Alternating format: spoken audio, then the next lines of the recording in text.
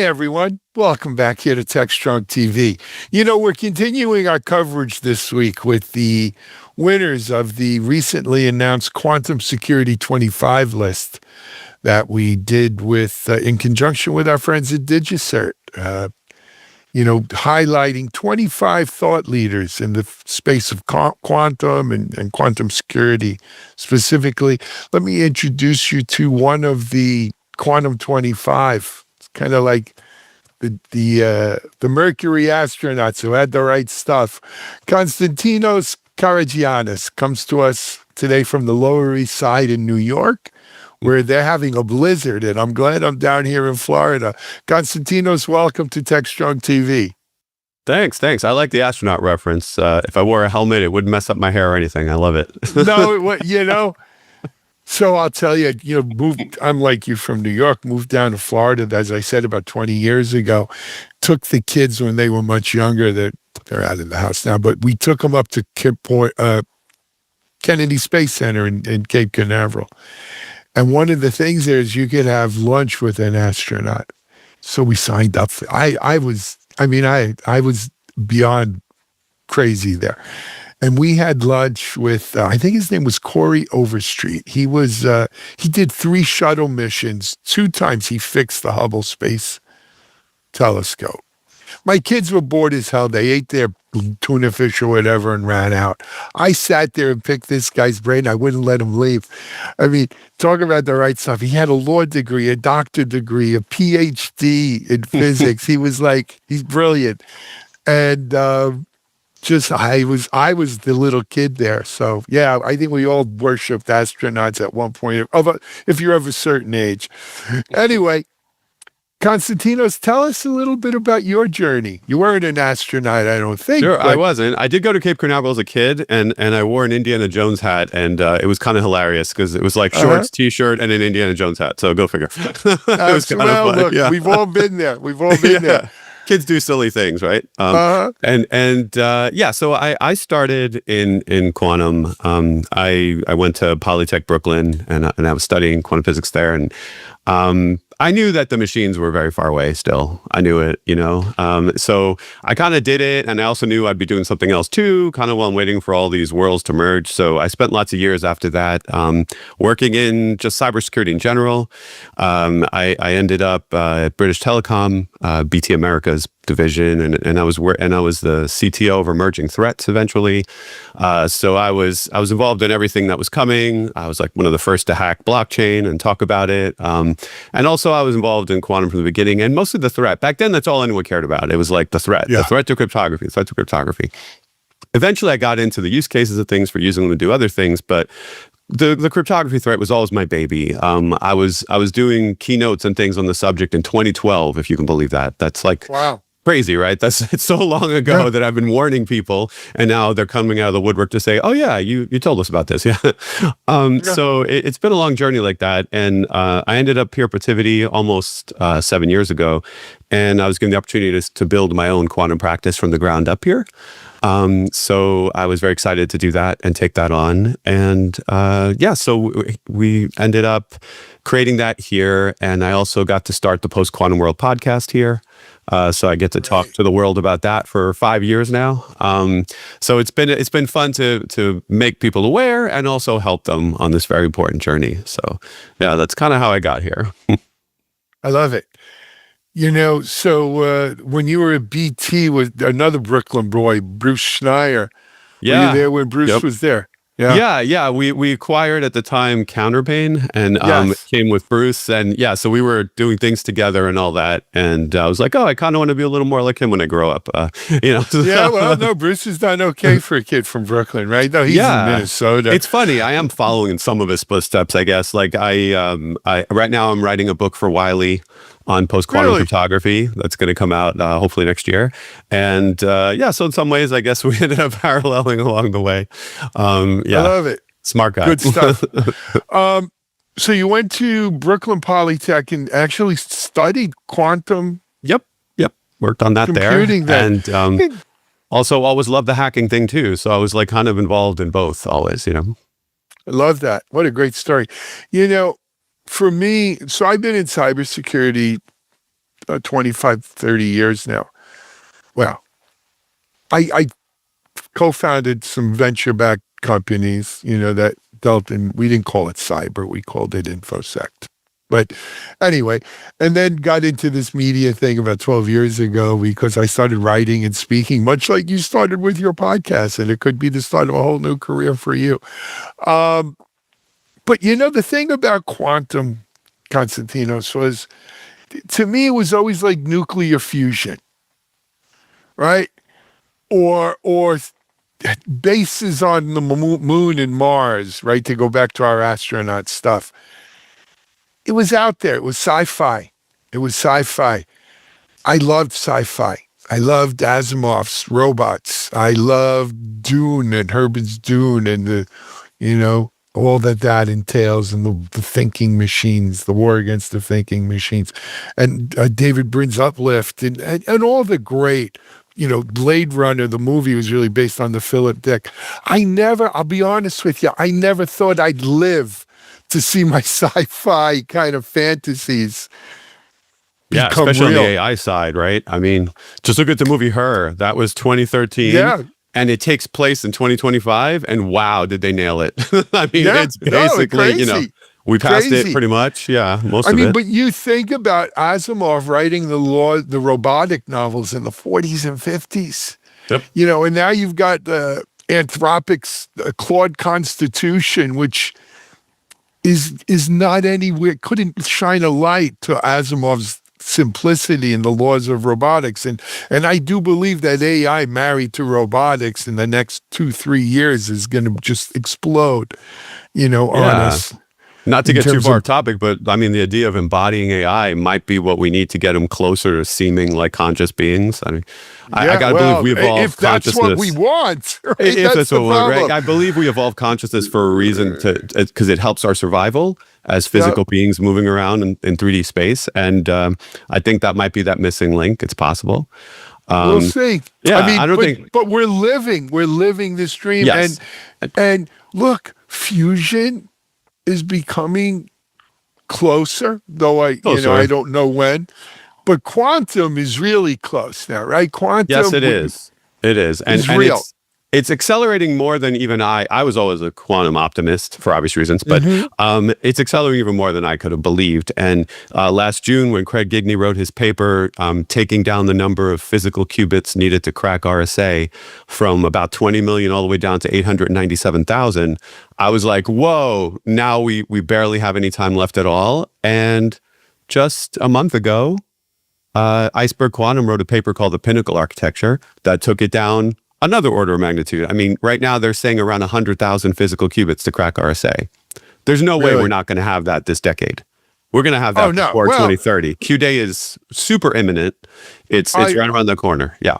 I mean, IBM has said, 28 or 29 or bust, right? I mean, they're You've got to migrate. It's so critical. I mean, that's why I do it at Protiviti. My company, my practice inside my company is basically two major things. Like I help companies with use cases. They want to do things like optimization, simulation, machine learning using quantum computers. That's great.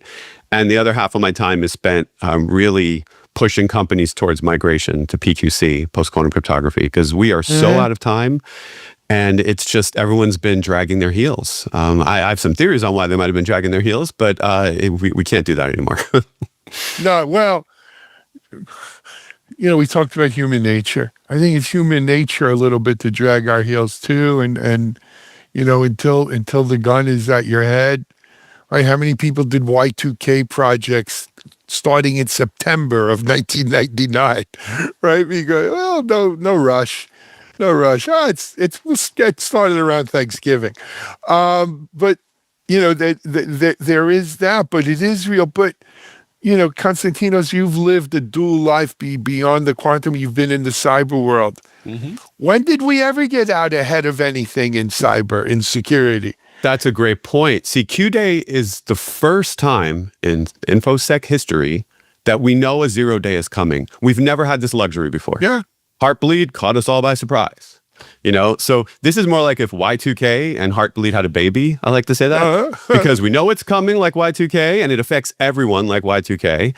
and it has that devastating cryptographic impact like Heartbleed did. And I don't understand why everyone isn't, realizing that this needs to be done yesterday. Because you could look at it two ways. You could view it as, what if the quantum timeline slips? What if it takes a little longer? Okay, let's say that happens. Let's say it takes a little longer. So what? It takes time to migrate cryptographically. And because the standards are in place and deprecation process is going to begin, you really don't have a choice. Whether you believe in quantum computing or not, whether you think it's a fairy tale, eventually you're going to get in trouble if you're running non-PQC. You're going to get dinged in audits and pen tests and you name it. Regulatory bodies are going to come after you. So whether you believe in quantum computers or not, it doesn't even matter. You're going to have to migrate. I promise you. You will not be using RSA in 2035. You just won't be. No, I don't think you could be using it in 2031, quite frankly. I hope you're right. Yes, yeah. I'm just saying regulatory bodies say that we won't be using it by 2035, so at least there's that. Yeah. But here's the good news, though. They've made it relatively painless. Yes. Relatively. To deploy like post-quantum algorithms and so forth, so that you're not left fighting the last war against the next war's weapons, right? Yeah, like look at libraries. Look at OpenSSL 3.5. That contains PQC. You just use that. OpenSSH, latest version, PQC. A bunch of tools in the industry, already PQC. And even for consumers, like iMessage has its own custom version of it. Yeah. Signal, on and on and on. You can get PQC in different pieces, but you can also view it as like a quantum technical debt issue. If you're a brand new company in 3 years from now, I almost envy you because you're going to walk into a turnkey PQC world, like the cloud already be PQC, you're going to buy servers, you're going to code, it'll be all fine. Other companies are going to have to do this migration. So they're going to need a little hand holding, which is kind of what we do. And with that process comes the realization that quantum technical debt might just have to go away. You could think, if I want to be ready by 2030, will this server even be running by 2030? Will this router be running by 2030? There's some stuff you could just sort of plan to phase out and replace. So that's going to take care of itself. And other things that are easy to do. That's CapEx, right? Yeah. And you know how people love spending money. Let's talk a little bit about your activities at Protiviti. Sure. It's the IT team coming to you, or is it the CISOs? Yeah, it's a lot of CISOs, and I have a theory about why we're in this mess in terms of not migrating. The average CISO's, this isn't my data, but the average CISO's lifespan at a company is 18 to 26 months. So let's say 2 years. So if you're only going to be at a company 2 years, when you hear quantum, you think that's 10 years. I don't have to worry about it. Let me do all this. That's the next guy. That's the two guys from now. Exactly. So I'm trying to impress upon them that no, now it really is you. You're the guy or gal who's responsible right now for this thing that's imminent. So there's that. So we do deal with a lot of CISOs. And my company tries to simplify what we do for customers. We're sort of like the big 4.5. In fact, if you go back, it used to be the big 5, and Arthur Andersen was the 5th.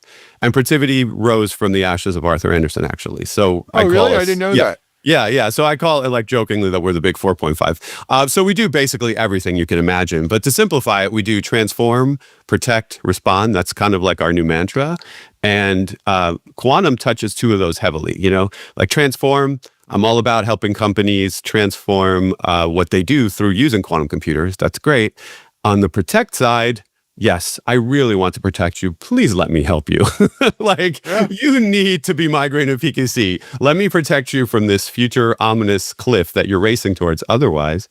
And what I don't want to have to do is the respond piece in that trilogy, because no one wants to be the first to be known for a PQC fail, for being hacked by quantum computer. Clean up in 7.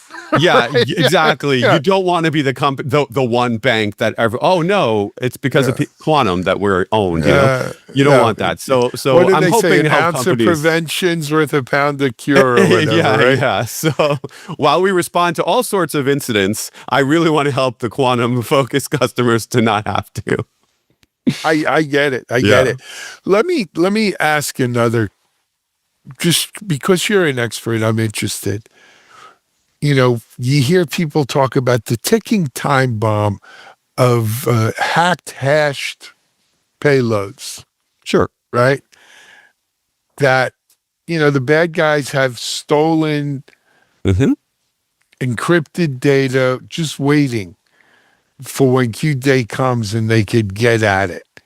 Now, I've always had just like the CISO who doesn't worry 10 years from now, data, especially when we're talking about personal data that, is valuable. It's like it has a radioactive half-life, right? And whatever period of time, half of it is crap. And then, it continuing down. So at some point, the longer the Q day is pushed out, the more radioactive decay we get from those hashed payloads. Yeah. But are they worth, for those bad guys out there, should they just throw them away now, or are they worth holding on to? Well, yeah, you had Mosca on, I believe, right, on this, Yes, and Dr. he's a Mosca. legend for Mosca's theorem, and the idea is that you have the shelf life of a secret, how long you need to keep it, you have the amount of time it takes a company to migrate to post-quantum cryptography.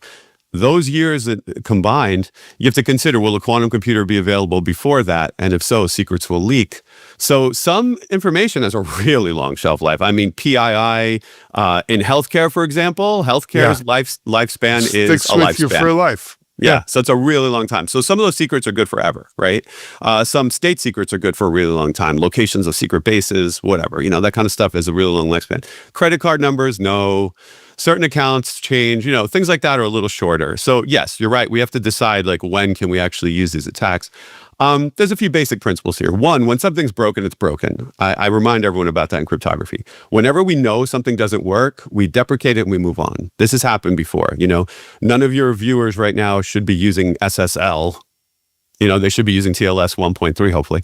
Right. Once we know something's no good, we move on, right? It doesn't mean that the attacks are always practical or going to get everybody, but do you really want to be the one that they get? If you're writing a message that's so secret and valuable, do you really want to trust that it'll never be curious and someone will never be curious enough to attack it? So I keep that in front of my mind. Now, realistically, most harvested packets will not be decrypted by a quantum computer. I know it's a weird thing for me to be saying, Mr. Rah-Rah PQC, right? But it's a numbers game, Let's say that roughly the Gidney life cycle of an attack is what we're going to deal with. Let's say it's 5 days running a quantum computer to crack RSA. That's 73 attacks a year. So if you're China and you have a quantum computer that can attack this and you can run it for 5 days, you're going to get 73 tries a year to reverse information. What are you going to go after? You're going to go after some stream that the, NSA used once or two governments used to communicate. You're going to go after a few juicy packets like that, but they might also be nothing. And then you got to start again. So you're only going to get 73 tries. So I don't know if harvest now decrypt later is the number one attack that's going to happen. Again, I'm not saying you shouldn't migrate to PQC for data, because when something's broken, it's broken. So I believe in that 100%. But I think the thing that everyone's ignoring is harvest now, forge later. And that is way more devastating. Let me give you an example. Why would I attack a communication stream from a government agency when I could find out what laptop that agency is using, find out what audio driver that laptop uses, get the signing key to push an update to that audio driver, crack that in 5 days with a quantum computer, and now I am Asus or HP or Lenovo or wherever. And now I live on every single laptop in that government agency. That is a better use of 5 days. Because now I can read every message I want and see every webcam I want or whatever you want to do. So that's the attack that literally no one's talking about. I'm going to be talking about this in my book. I'm going to talk about this at some spring conferences and things. We need to realize that everything needs to be migrated. And firmware, code signing, all those types of things need to be protected as soon as possible. So, I'd rather see that protected first and then messages, honestly, but, we should do both, obviously. But I just think that could cause mass chaos, mass devastation. These aren't theoretical attacks. We've already had code signing attacks. It's just that we would be using a quantum computer to inject the malware, not, just traditional methods. Konstantinos, another kind of urban myth legend. We won't know Q Day was here until much after the fact or much later, right? It's There's possible. not going to be emergency alert broadcast system letting us know that, hey, it's Q day. You won't get a Hallmark card. But it may be months or even a year later that we look back and say, yes, that threshold is passed. Yep. You believe that, or what do you think?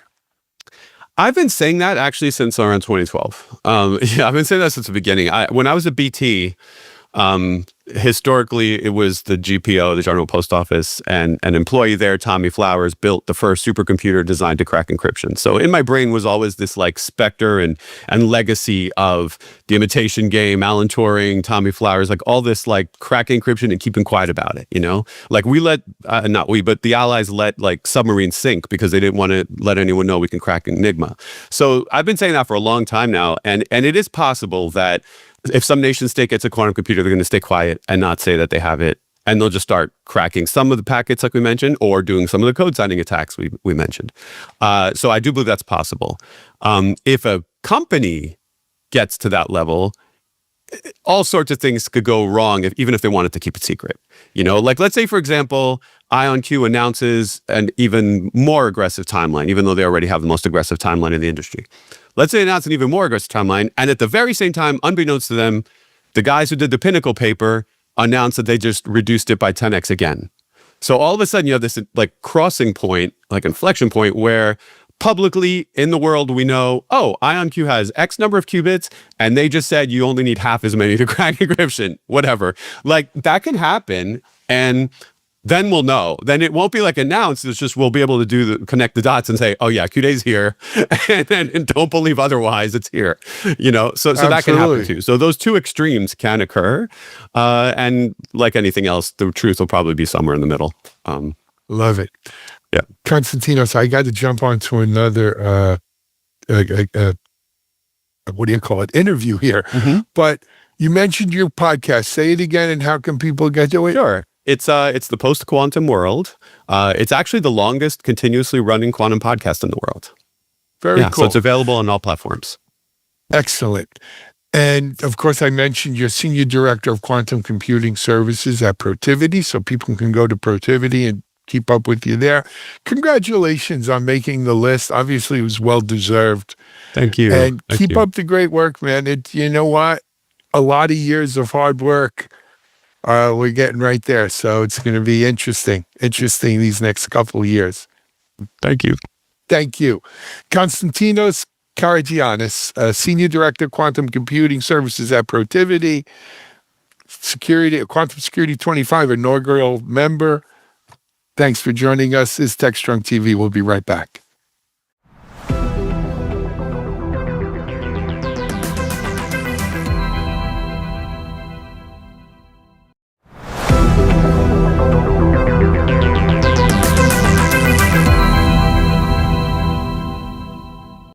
Hey everyone, it's Alan Schimmel from Techstrong again. Welcome to our next session in our recent Futurum Techstrong sessions with our friends at Microsoft. Today's session is Patterns of Success, and it features Michelle Lancaster, General Manager and Partner for Global Leader for Business Strategy and AI Business Solutions at Microsoft, and Futurum's own Mitch Ashley, Software Development Life Cycles. Michelle is going to unpack the patterns of success emerging from the most transformative customer engagements Microsoft has seen. In this particular session, you're going to see how organizations are successfully operationalizing AI through apps, agents, and chat to drive measurable outcomes. It's not science fiction. It's not vaporware. These are real live engagements that are with real outcomes and real metrics to look at. You can expect a strategic overview of what is really working, why it matters, what's not working, and why that matters. And you can use these insights to drive and scale business impact with intelligent apps. Let's go to Michelle and Mitchell now. I hope you enjoy this session. Thanks, Alan. My name is Mitch Ashley, and I am VP and Practice Lead of the Software Lifecycle Engineering practice at the Futurum Group. And I'm Michelle Lancaster. I lead business strategy in our go-to-market team for Microsoft's AI Business Solutions team.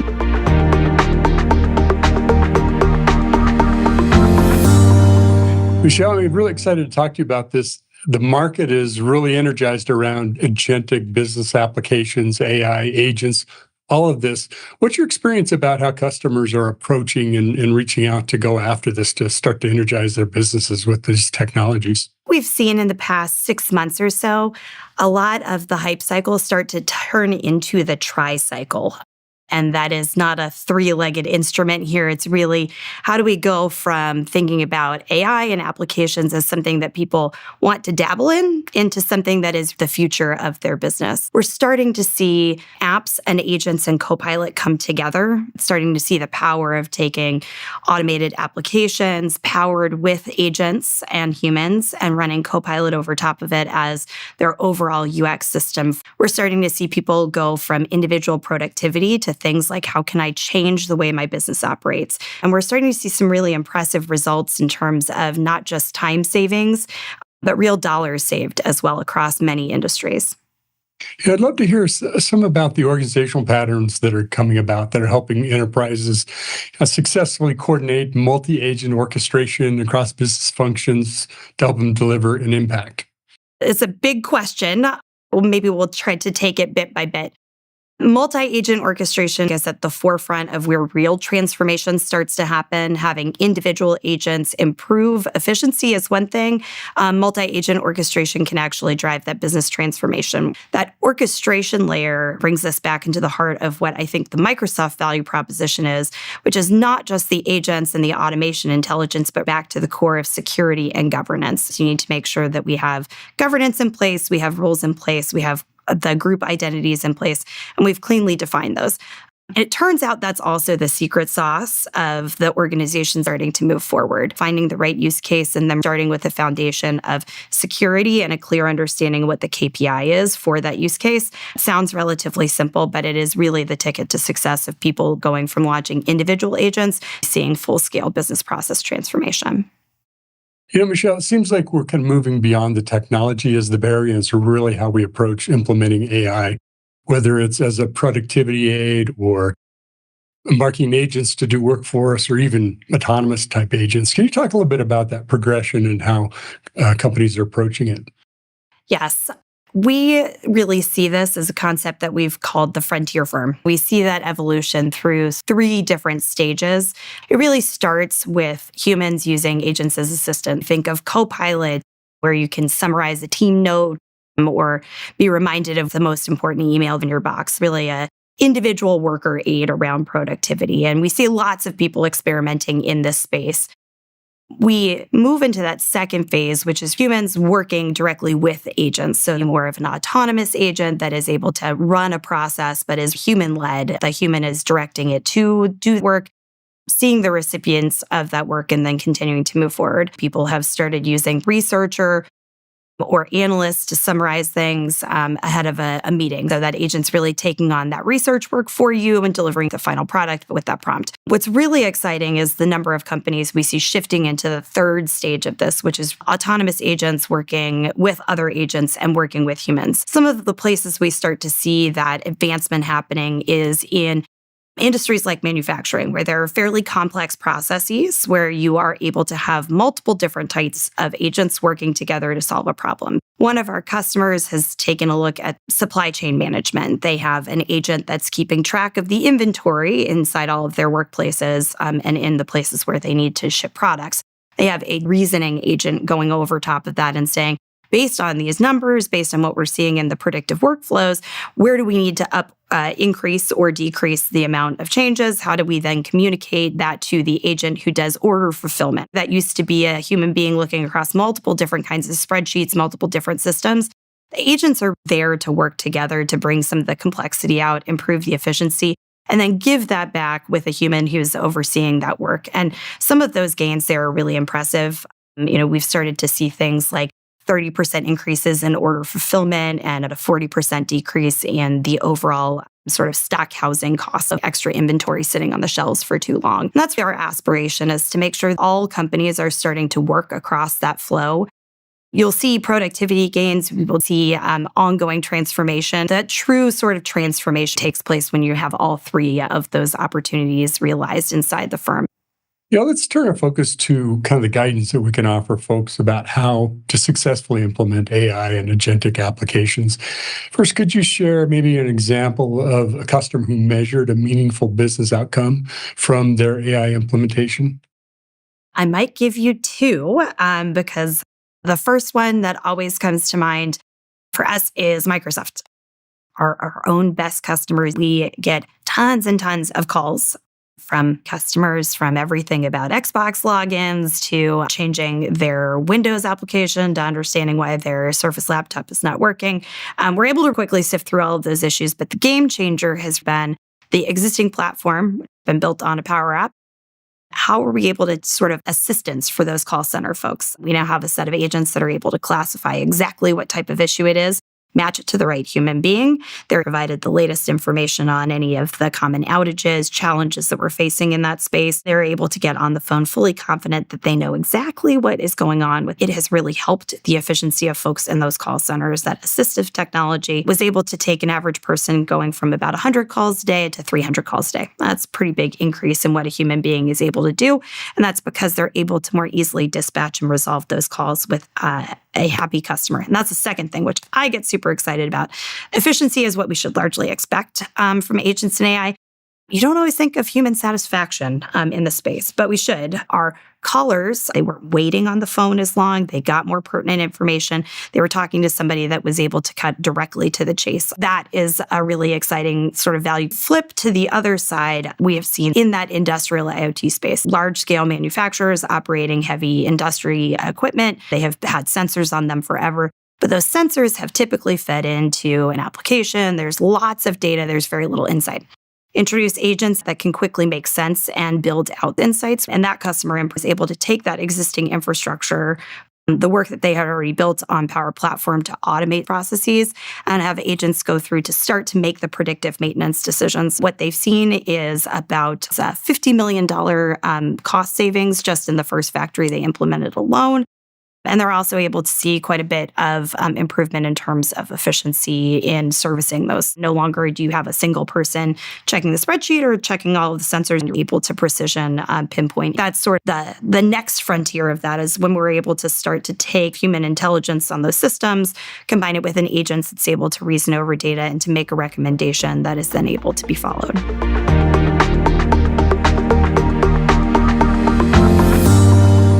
We're talking about AI, but we're also talking about the human element. What are the cultural or team structural changes that are effective or essential for scaling AI? This is probably the most critical question, and that's an easy thing to say. What we've seen is largely learned through what Microsoft has gone through. We know that for the culture to be in place, you have to start with security and governance, really starting with understanding. You've got to make sure that people have a bit of psychological safety with the information being disclosed. You also build psychological safety with the fact that there is a future for humans in all of these work streams. When we talk about the frontier firm, there's not an instance where there is not a human being involved in those processes. It becomes question of how can you build trust in the data that's being provided so you feel like it's assistive and additive. There are also organizational protocols that are really important. That also goes back to security and governance, but it also goes to some level of explainability. We talk a lot about evaluations. We talk a lot about benchmarks. That's not just to make the products better. It's also to really make sure that if you're trusting an agent to run a part of your business, you want to see some type of performance report, the same way that you want to see that from an individual employee. Are they doing their job? Are they learning over time? That's why we've put a lot of focus into things like agent observability, the ability to run that through the governance center, and Power Automate. We've had this as part of the core of that product for a long time, something that we've built in throughout. So it really starts with trust from the individual, trust in the process, and then trust in making sure that you have some level of observability into that process to continue to make it better.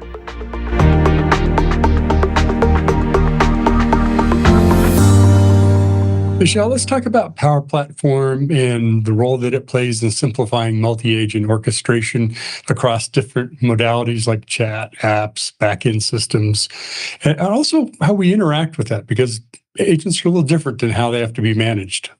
It's a great question. It's one that I am really glad you asked because we are getting lots of questions about what is the future of Power Platform and apps and what is the future of agents. And the answer is they are better together. Agents interacting with different applications inside the business through the work that we've already done inside Power Platform tends to be the ticket to success.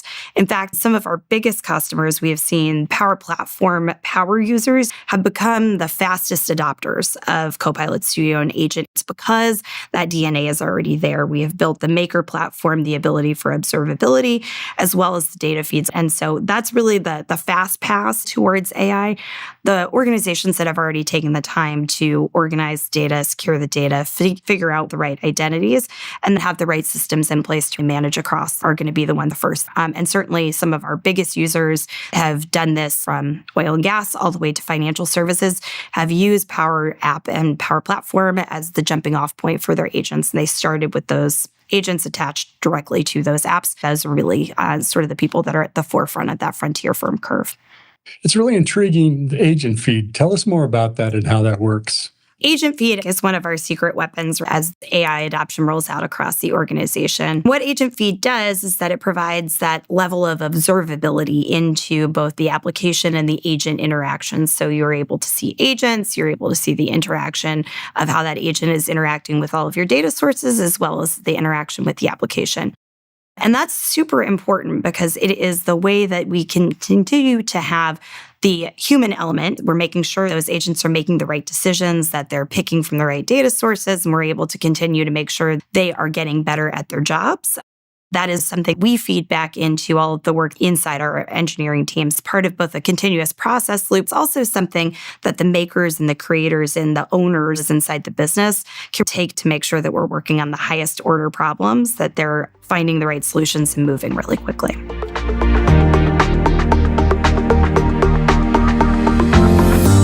How does agentic automation reshape the way applications are designed, deployed, even delivered, built, especially by end users?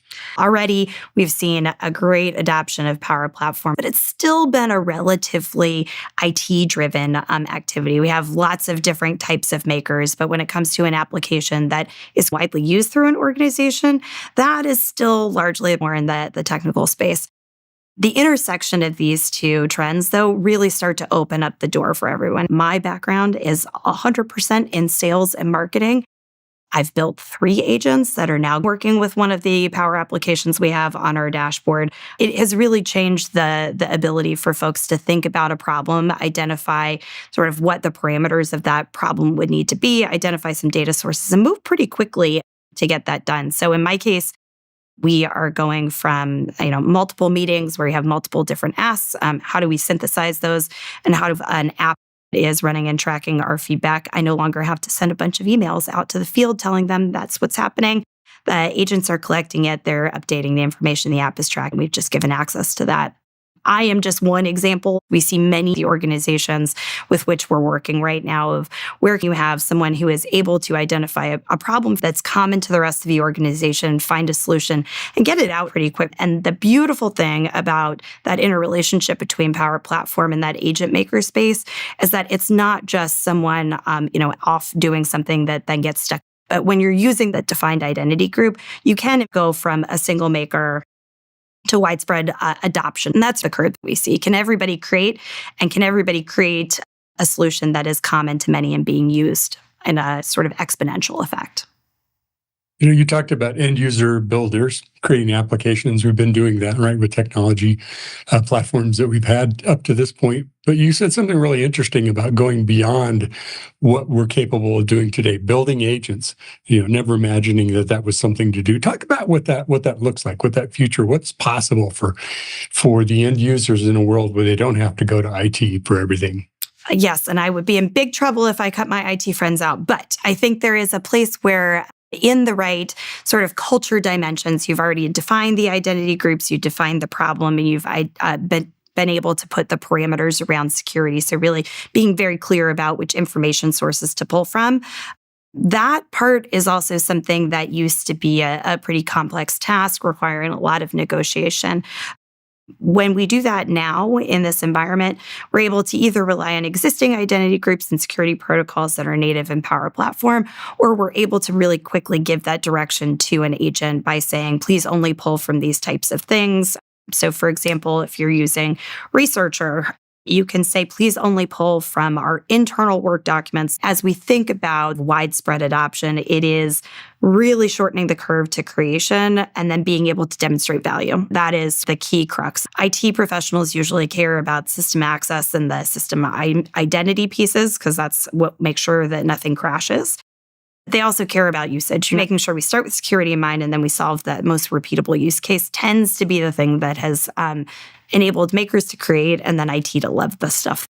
When we talk about builders, you might imagine starting completely from scratch, but we're really not. We have a lot of things in place that IT has put in place and also that are built into kind of the fabric of the tools, the capabilities.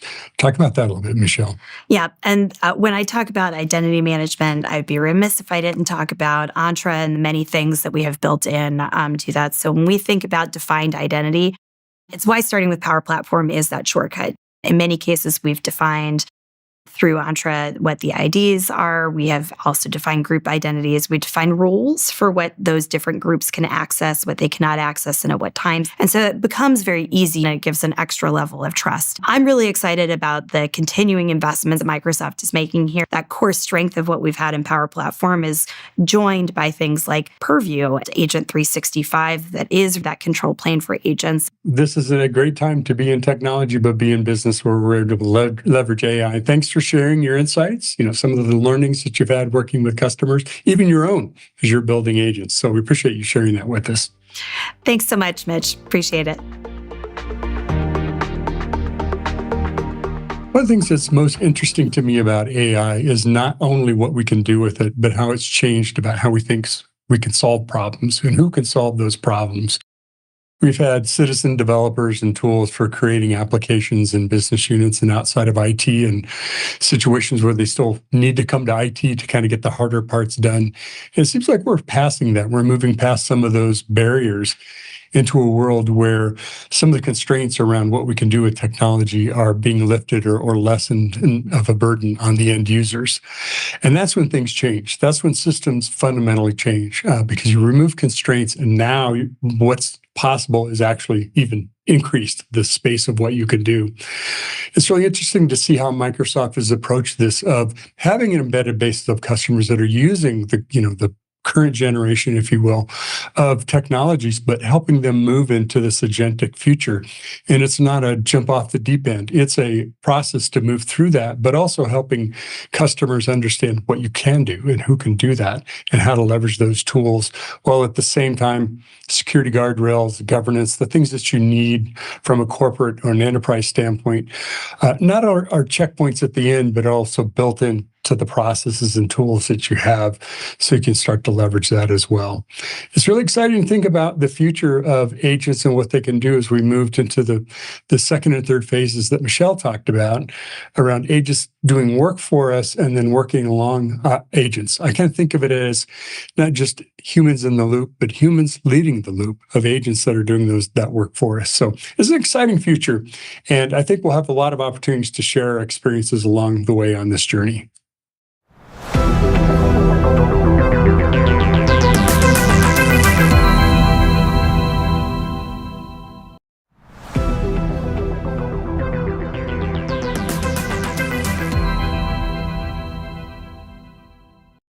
Hey everyone, welcome back here to Techstrong TV. It's great to have you.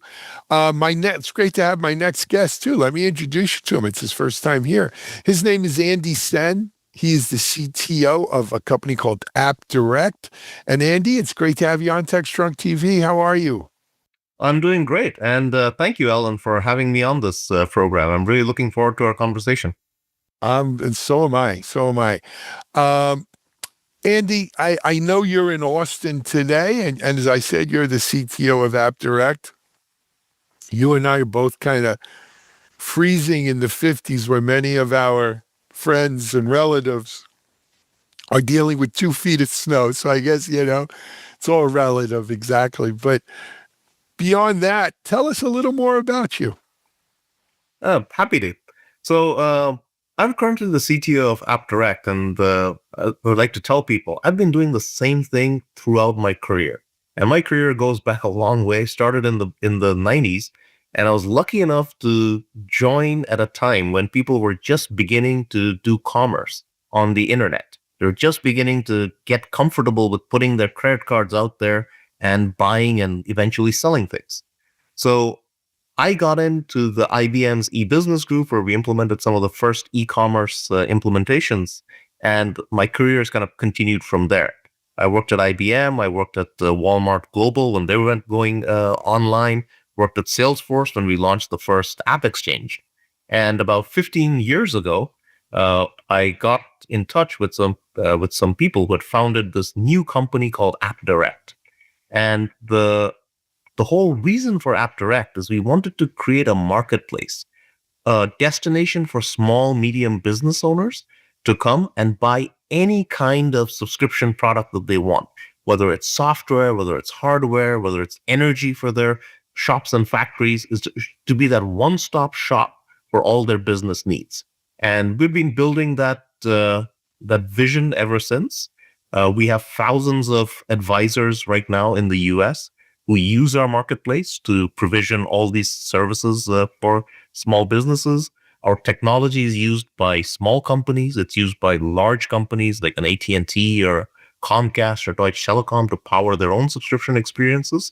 So it's all about commerce on the internet and how we've gone from web and the mobile, and now we're all obviously talking about AI and how does the rise of AI change the way we buy and sell the services we all need. Yep. I love it. I love it. So gathering for you said AppDirect's been around about 15 years. Mm-hmm. That's right. You know, one of the things I'm conscious of marketplaces because I've been using them a long time, and I've actually had the pleasure of interviewing and interacting with companies who developed marketplaces. I mean, it's a huge, and I remember when I first became sort of engaged with marketplaces, and I thought, what a great idea, right? What a great idea. In a past life, some of the startups I involved in, I was the channel. I ran the channel sales team, channel marketing, channel sales. And I said to myself, what a great idea to empower your channel, right? If you have a brand and they could kind of ride that, or be part of someone else's channel, right? If they have the marketplace, what a great idea for me to be able to sell products into that channel. Absolutely. And, I saw it in so many different iterations, right? AWS probably is the one I think people think of most when they think of marketplaces. But, whether you're talking about Shopify or Microsoft, I remember their .NET one. I mean, I would venture that there's a lot of marketplaces that our audience is interacting with on a regular basis, and really you're not recognizing that what it is just another marketplace, right? Because we've done such a good job of making them organically part of the experience, the user experience. And kudos to companies like AppDirect and who have pioneered that, right? And have really made it. I was out in reInvent in December, and you had all these, not all, but a select few companies that had gotten these awards for $1 billion in sales through the AWS marketplace. Think about that. Selling $1 billion in goods and services through the marketplace, through a single marketplace.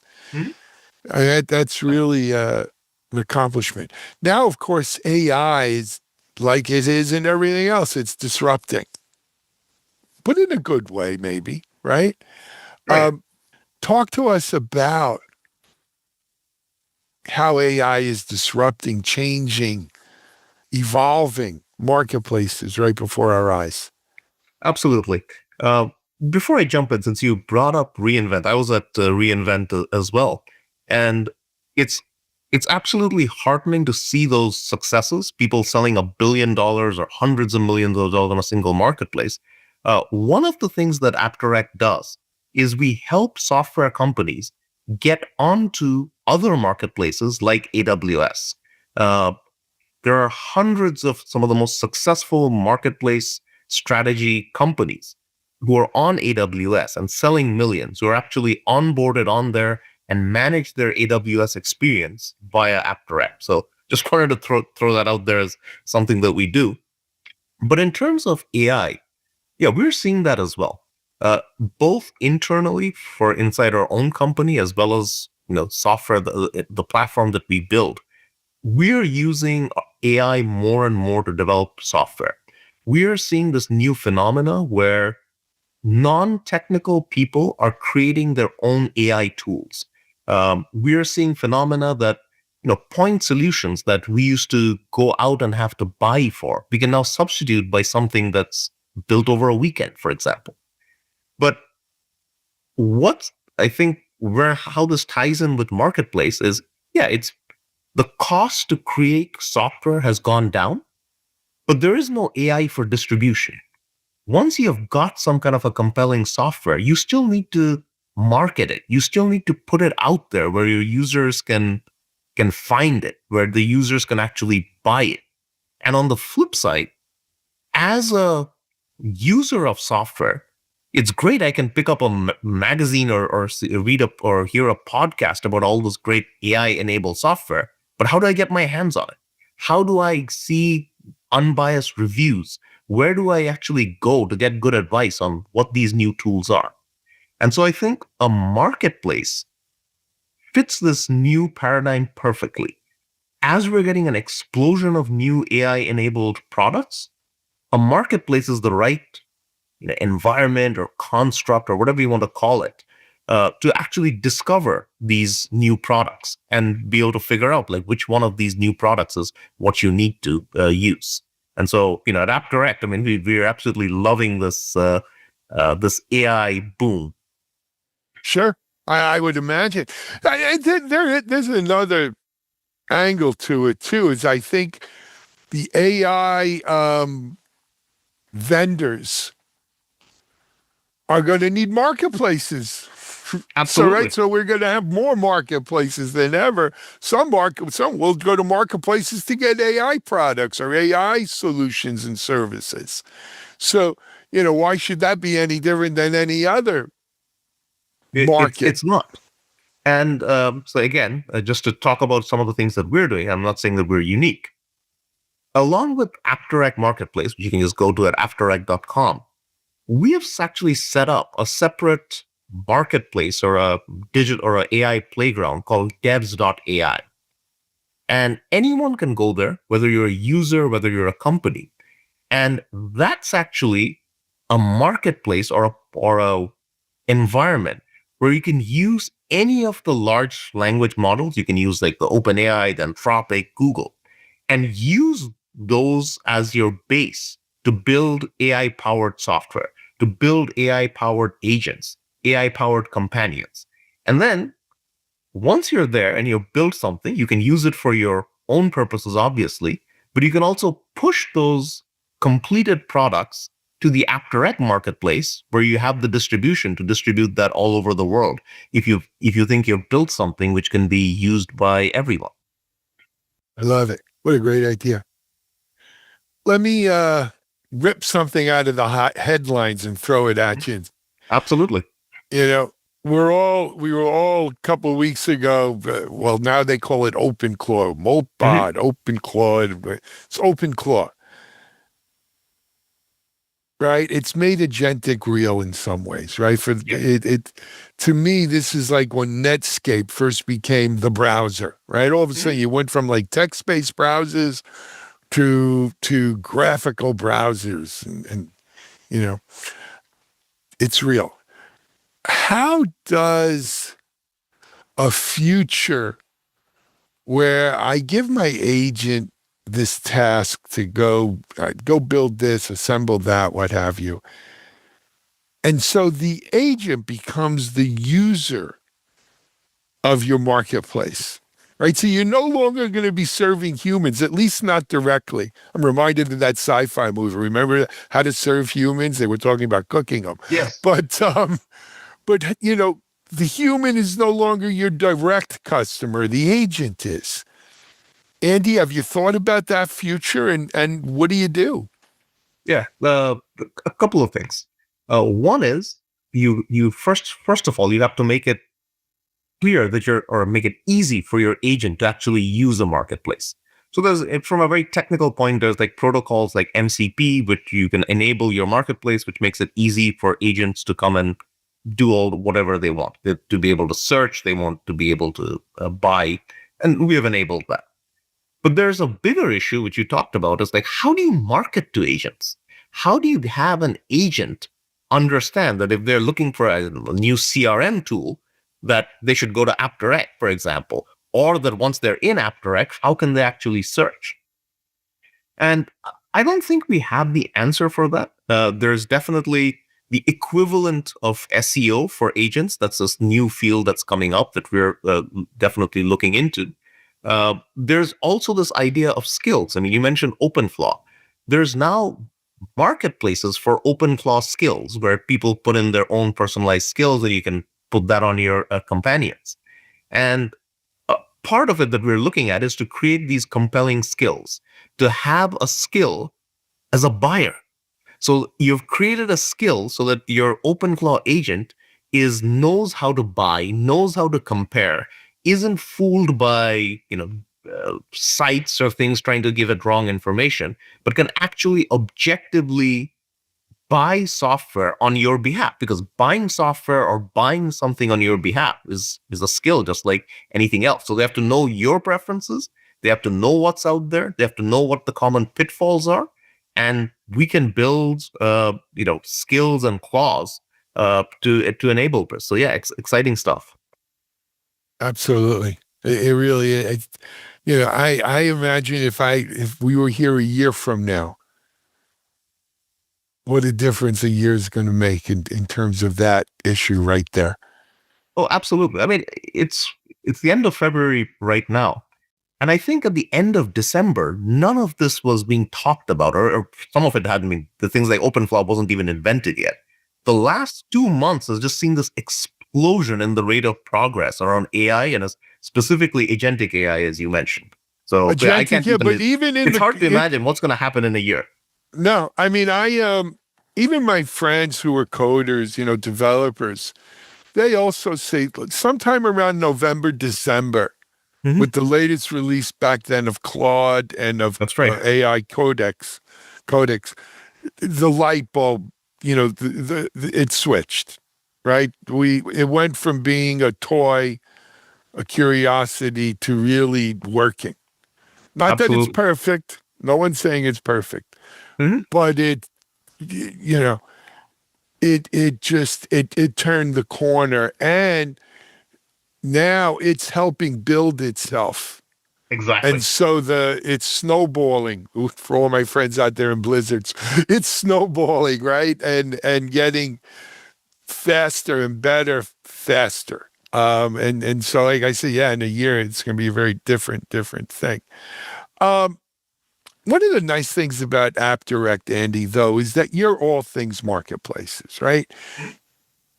You have customers who are on third-party marketplaces, and you help them do better, as you mentioned in the AWS model, right? You help them be more successful on an independent third-party marketplace. You have AppDirect marketplaces that, let's say, serve as the back end for other people's marketplaces. Absolutely, yes. White branded or what have you, whiteboard branded.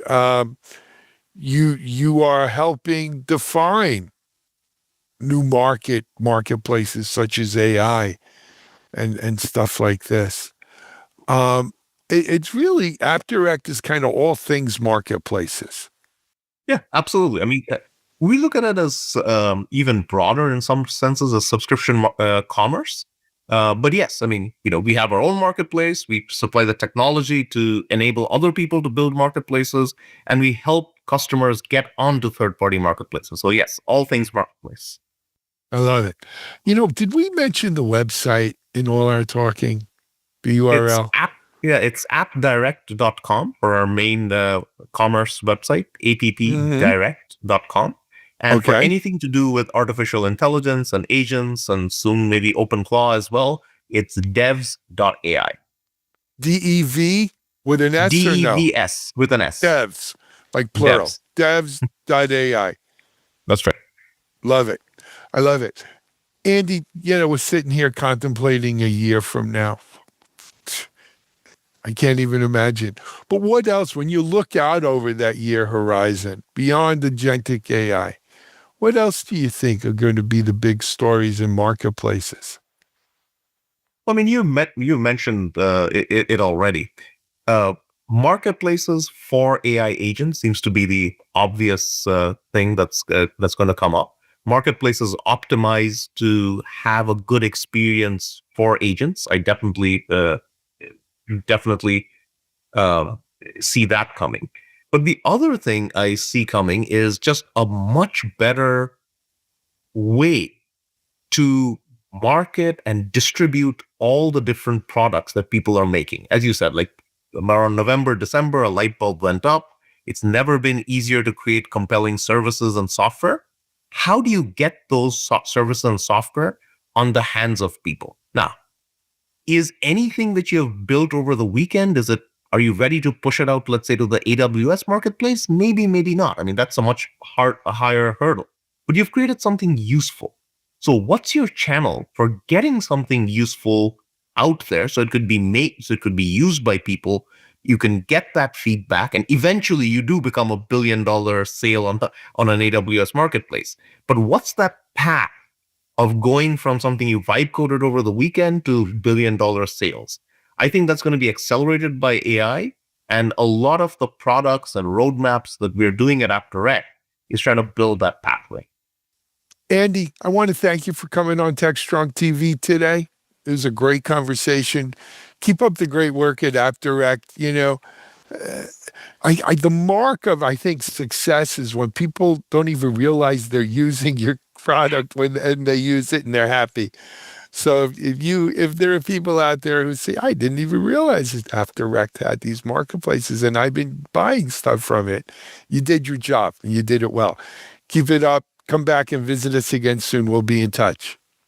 Thank you, Alan, and really appreciate the chance to come over here and talk to you and discuss all that's happening in the industry. Excellent. Andy Sen, CTO of AppDirect, with us here on Techstrong TV. We're going to take a break. We'll be back with more in just a little bit.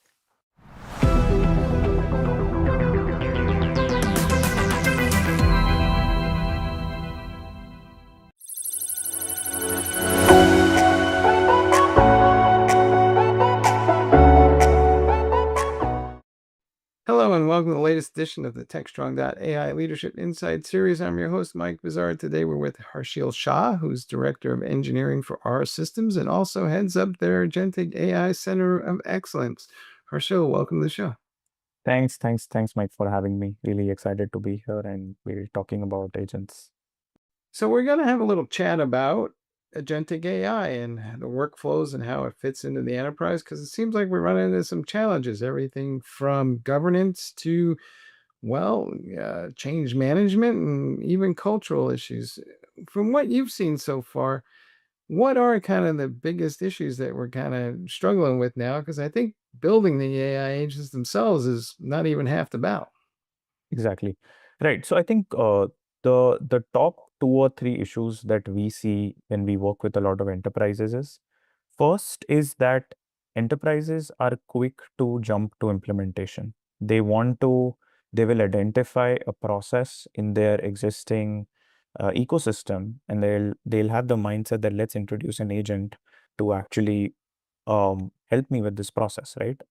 Now, that approach does is the analogy I like to use is like the horse carriage analogy, right? That you have a horse carriage today, and you figure out you have a you have a really great car engine waiting for you and just go and put it to the horse carriage. It won't work, right? Because horse carriages were never meant to be driven by a Ferrari engine, right? So there's a lot of issues that they run into when they realize that, oh, okay, when I try to bring agents into a certain ecosystem and I try to jump to an implementation, a lot of consequential issues came up which I had to deal with, and then I had to scrap the whole pilot. That's one where readiness of the data, the ecosystem to accept agents was not done before the jumping to implementation. Second, the governance framework around agents is something which is not a very well established um, framework out there in the world today, because this world is new, right? So enterprises, they think of agents as software. They think of agents as something which I need to consider as a piece of code that is running in my system. But that never sits well, because when you look at a certain addition to your ecosystem as software, you kind of change your mental model to governing the software. But this is not a piece of software. You are adding someone as good as you're adding a piece of software that's as good as adding a new engineer or adding a new role to your team, right? So the governance needs to be as per, the governance model needs to change to actually embed role-based governance for agents rather than software-based governance for agents. So these are like the two top issues that we see with enterprises when they start with agents. And the third largest issue is they don't have visibility into how the agents are performing, because the first step of building a concrete evaluation and observability pipeline for an agent was never done, right? That doesn't happen typically with enterprises today. So being able to go back and check why the agents are failing is an answer that enterprises fail to is a question that enterprises fail to answer when they go into this journey. So how do I determine if I am ready for AI agents? Are there a set of, I don't know, tests or frameworks or something that I should be applying here, or how does that kind of work? Yes, absolutely. I think first very important point is your data ready to be consumed by agents, right? Today, um, a lot of the data or the system of records for the enterprises sits in a lot of different silos. It sits in it sits as tribal knowledge within existing team members, right? It is very important to understand that today, agents or not, do I have a unified view of what my product does as an enterprise, right? Do I have a unified place for me to go and check where all my data actually lives, right? That part is step one, where is your data readiness in place so that agents can consume the data to take actions or decisions on top of it. That's step one. Step two is, are you ready to put do you have the right infrastructure in place to track and evaluate and observe the agents that are being run in your ecosystem, right? Do you have the right logging mechanism in place? Do you have the right tracing mechanism in place, right? All of these questions need to be answered first before you jump on to bringing agents on board, right? So that second piece is very, very important to make sure that any kind of agents that get deployed in the enterprise, there needs to be a strong evaluation and observability layer that supports it, so that at any point in time I can go and check how the agents are doing, how are the last 10 runs of the agent, have there been very major errors, have we been seeing hallucinations. As long as you are able to answer these questions by going back and looking at a dashboard, then I think that's a good sign of readiness. And third is with respect to the organizational mindset, right? The organizational mindset needs to evolve from being, today enterprise employees are people who are doing certain processes themselves. That is their sense of, their sense of value they bring to the organization. So for when you bring agents on board, a lot of friction that we've seen in the past is adoption doesn't happen because the employees tend to think that this is going to take away my sense of value to the organization. But that evolution or that messaging across the organization needs to be passed on, that you are evolving from the role of the person doing the process to evolving to a role to a person who is orchestrating the process with agents, or who is supervising the process with agents. So that organizational change management in terms of the mindset of employees, that's very important to establish readiness of the enterprise to start using agents. One of the other things that comes up is security, and it feels like once again we are deploying some emerging technology without thinking through the security implications. But AI agents have or should have some sort of identity and some sort of permission. I think we have a tendency to let them inherit the permissions of the humans, but maybe that's not a good idea because, well, shall we say, they tend to be a little overly aggressive in terms of what data they go look for. So, Exactly. how do we kind of navigate this? Right. So I think it's necessary to understand, it's necessary that even before you build the agents, uh, you put a simple um, you put a simple list of responsibilities that are tagged to each agent, right? And also not having the mental model that one agent is doing the job of a human. It could be several agents that are doing the job of a human. It could be several agents doing 30% of the existing job that the human is doing, right? So it's essential that when you're building from the ground up, attach responsibilities to the agents, at least tag them. After that's done, after you define the responsibilities of what the agent is supposed to do, then you need to audit what systems is the agent going to talk to, right? And for each system the agent is going to talk to, as per the responsibilities that you developed in step 1, it is necessary that in step 2 you decide what kind of permissions are needed for this agent to perform this responsibility in the most safest way possible, right?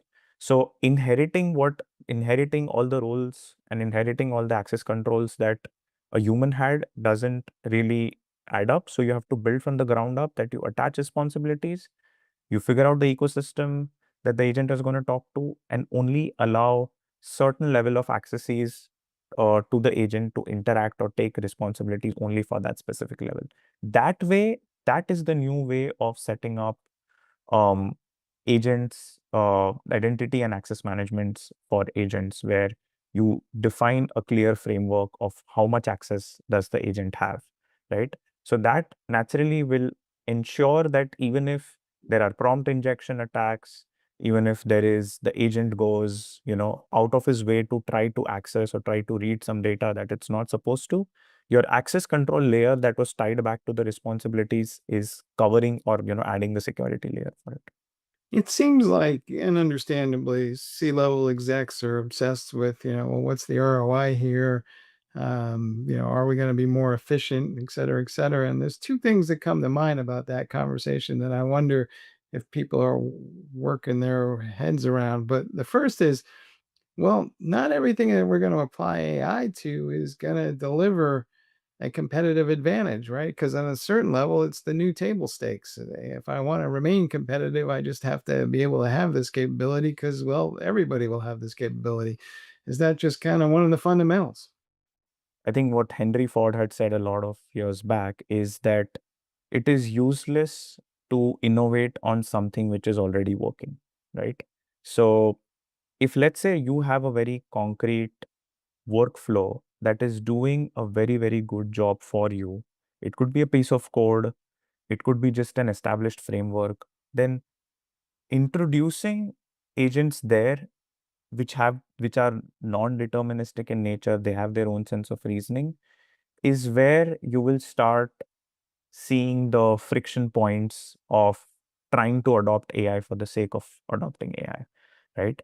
So what typically C-level executives that we work with, and we consult them, we tell them that you need to identify the top 5 use cases in your organization that require reasoning, that require high-level reasoning, that require high-level autonomy.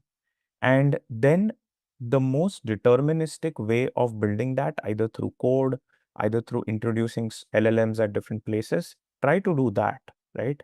Try to make it as deterministic as possible. And if it still doesn't work, then try to bring the agents on board who are trained to do the multi-level reasoning to be able to achieve that task. But you have to start from the bottom up, where you try to make it as deterministic as possible, and then get to a stage where the agent is doing the reasoning and doing the job for you.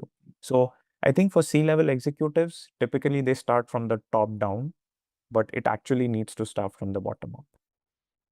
To your point about that, in some conversations I've had with folks, they're saying that the process that they're managing using AI is now taking longer, but the output, the quality is better. So, what they're doing is working through multiple AI agents to orchestrate something, and it's taking them longer to do the task, but they are creating something that is better at the end of the day, but it's not something that necessarily the company can charge more for. It's just more something about, it gives the end customer a better experience, but it's not, shall we say, monetizable. Yeah, got it. No, so see, I think those kind of cases where your time to do orchestration more is actually more than what it would have taken to actually do the job yourselves. That the value at that does is that you have to figure out that, is my agent providing quality? Am I charging for quality, or am I charging for speed? Am I charging for acceleration, right? In most cases, you are charging for acceleration. In some cases, you are charging for quality. But yeah, definitely being able to um, frame your narrative about what value add this agent is introducing, and then trying to monetize it is what setting the narrative straight from the scratch, like from the get-go, when you start interacting with your customers, that okay, this is the value add that my agent will provide, goes a long way, right? So a very good example is let's say project management, right? Today, project management tools out of the box do a really good job, right? If I introduce AI agents there, and we've done it for a couple of customers, typically the time it will take for me to orchestrate agents to create dashboards or to run my sprint boards, etc., will take longer. But eventually, if let's say the quality it introduces is that each ticket has more descriptions, has more informations, my cadences of making sure that my project management views are all quality and they're up to the mark. Anytime my C-level executives wants to come and check my project management boards, they're always updated.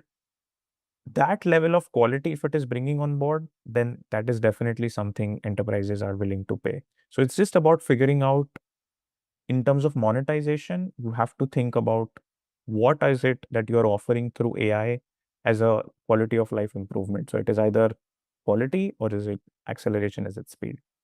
So what's your best advice to folks? What do you see them doing today that just makes you shake your head a little bit and go, folks, we need to be just a little bit smarter than that? Yeah, I spoke about this earlier, but definitely I think building agents without an evaluation and an observability layer doesn't work, right? Because uh, the LLMs are getting so good that everyone wants to jump on to attaching your ecosystems, attaching MCP servers, start asking questions to the LLMs, run agents on your data. They want to do that because that's exciting.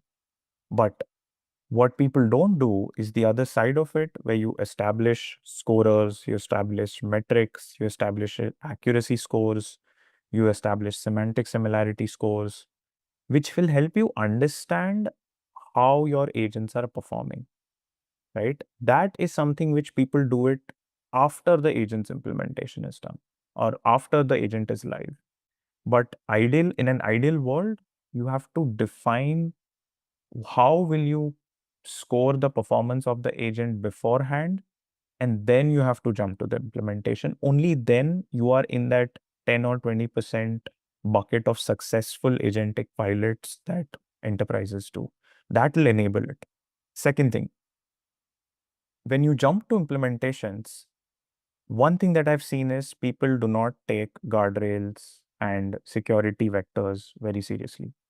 They will, to a certain extent, add some level of security, but there is a term called red teaming. Red teaming of agents is trying to break your agentic system to the fullest, right? Trying to do prompt injections, trying to poison your knowledge store, trying to do agent to agent escalations where I tell one agent that, okay, try to do this in another agent.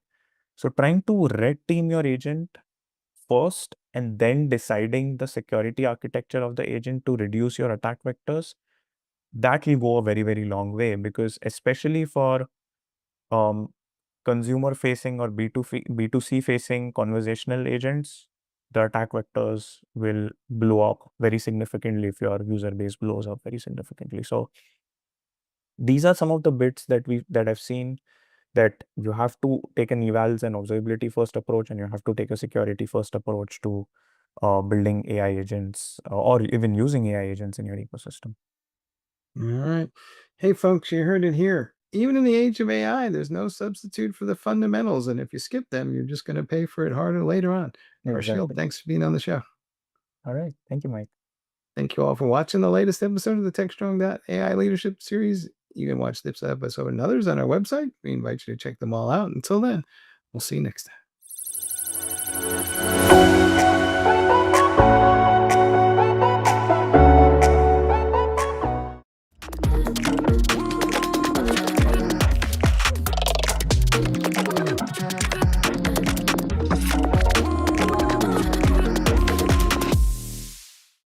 Welcome to Security Boulevard, the cybersecurity podcast from the Futurum Group. We explore a variety of topics within cybersecurity and the technologies that drive it in each episode. And you can find us on securityboulevard.com, the Security Boulevard YouTube channel, Techstrong TV, and all of your favorite podcast platforms. Let's meet today's panel of hosts before we jump into today's topic, starting with Fernando. Hey, Fernando, it's good to see you again. Hi, everybody. It's a pleasure to be here. There's this quote, this Chinese thing like "May you live in interesting times." Oh my goodness, that is so true for cyber. So, absolutely, and of course, joining us is the lead guitarist for this little rock band, Mr. Mitch Ashley. Mitch, it's good to see you. Great to be here, Fernando. I wonder if the Chinese proverb included, and you may need to show snow shovel during those interesting times. For those watching this now, like I'm up in Canada. For us today, the snow is absolutely it's not a problem. But I've seen pictures from our friends in the East Coast with snow like way high kind of stuff. So yeah, good luck to everybody. The one thing I would always recommend is I'm a proponent of ergonomic shovels, right? The ones that have like the bent thing, right? They are very good for your back as opposed to the straight handle ones. I am a fan of not being in places where it snows because that's just how I roll. But I get other fun weather. Luckily, I can hide from it. So let's jump into today's episode because we're going to be talking about AI once again. If you watched last week's episode, you heard myself and Mitch and Alan talking all about the fact that we now have the ability to discover so many different exploits, vulnerabilities, potential avenues of compromise, all thanks to things like Claude and some of the new tools that Claude is leveraging, thanks to our friends at Anthropic, who's programming Claude to do that. But we wanted to focus this episode on the fact that now it seems like everybody has that snow shovel for that snow problem that we've discovered. And it is the form of agentic AI security. It's this massive group of tools that are being released that promise to go out and plug all those holes that we just uncovered. It reminds me of the traveling salesperson that would come around to your house and they'd sprinkle all the dirt on the floor and then they'd use your vacuum cleaner to vacuum it up. And oh, no, your vacuum cleaner doesn't do really well with that. But my magical $1,500 runs on fairy water vacuum cleaner, it'll pick up everything. It'll even pick up, the gravel underneath your house and pull it through the floorboards. And you're like, but wait a minute, something doesn't feel right here. And I think there are a lot of people that are out there that maybe have that same kind of perspective when it comes to AI security. Can it really do what it says on the outside of the tin? Can it find these vulnerabilities? Can it patch them? Can it keep me from being attacked by the nefarious people using AI to leverage their capabilities? I want to kind of open this up to you both because you've done a lot of research into this area. Can we stem this tide before it becomes a tsunami? We live we live in interesting times. I think that we cannot. I think that this is we can pull in all the analogies about putting toothpaste back into the tub no, we can't, right?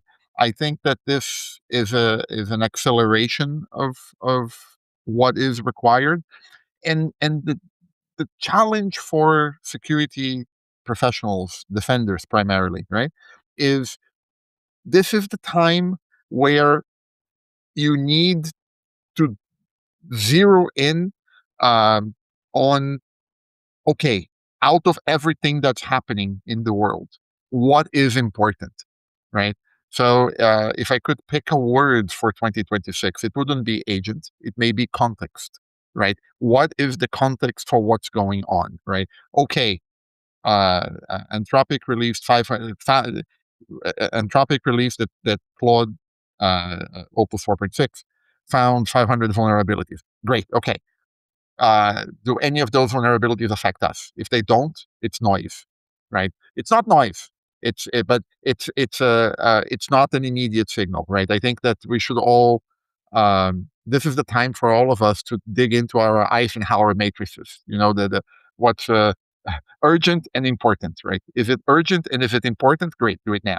Is it important but not urgent? Okay, when do you plan to do it? Is it not important, not urgent, but not important but urgent? Okay, deal with, and not urgent, not important, forget it. But yeah, this is the time for context and prioritization. Hold on. You brought up a good point, and I want to make sure that I get this in because I know Mitch has got something really smarter than me to say. But that Eisenhower matrix piece, I think, is the crux of the problem, because the matrix was developed by a 5-star general who was in command of all allied forces in Europe. If you asked a private on Omaha Beach what his Eisenhower matrix looks like as far as urgency and importance, I promise you, it would look radically different. And that's the issue. But we're running into that problem now, right? Is there is a strategic aspect to a lot of this where we have to deal with resource contention. Well, why didn't you just pay for that? Because the security license for that particular thing would have bankrupted the company. So we're going to go without it, and we're going to modify tactically on the ground when these problems come up.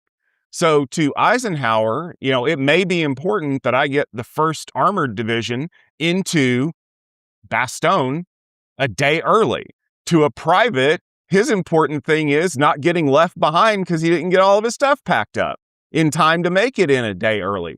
So I think that the AI, like you said, context is super critical, because when you're fighting inbound connection requests on the firewall versus how do I architect a software firewall strategy for my company, they both have critical needs for the security apparatus, but they look radically different whenever you're plotting it all out. Oh, absolutely, right. And I would argue that the Eisenhower matrix applies to everybody. Like, it's just what is urgent and important for you is different than what's urgent and important for someone else, and but it's about your prioritization strategy for what you were doing, right? And I don't have any great analogies for stories from either Chinese proverbs or military generals, but Yogi Berra had a great saying is, you know, deja vu all over again, right? We keep living Groundhog Day again and again. Just my own personal journey is in 2002 or so, created a product that took all the output out of scanners, vulnerability Nesses and other scanners, and put it into a workflow tool.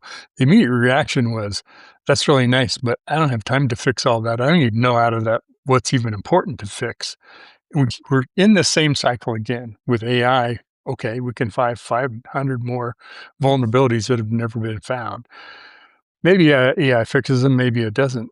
Does a human need to review it? Maybe we do, maybe we don't. But creating more alerts, more information, finding more issues is not the problem, right? The problem is we are now it's not just context, it's cognitive load.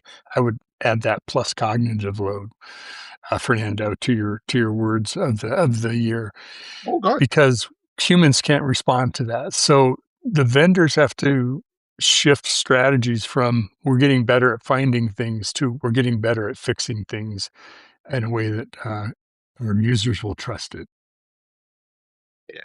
Yes, and right, and your typical improv. Yes, and they need to overcome a key challenge, which is what got us here won't get us there, right? So Yeah. the act of finding a vulnerability is radically different than the act of fixing it. And I think that one of like as we were recording this just a few weeks ago, or sorry, just a few days ago, we had the release of Claude Code Security, and before that we had the um, OpenAI has Aardvark, and AWS has the security agent, and so we're seeing this movement where there is there is an impetus to release security, the agentic capability to go beyond, hey, what's the vulnerability? Here's the vulnerability in context, and here's the pull request to fix it, and so on. And that I think it's a step in the right direction. Right. The challenge is, how do you organize your security program so that you can take that kind of input, that how does it fit into your pipeline, into your process? You know this hell of a lot better than me, sorry. But fixing it requires an organizational shift, right, that people should be architecting for. Organizationally, and I think also the vendor has to make that same shift, right?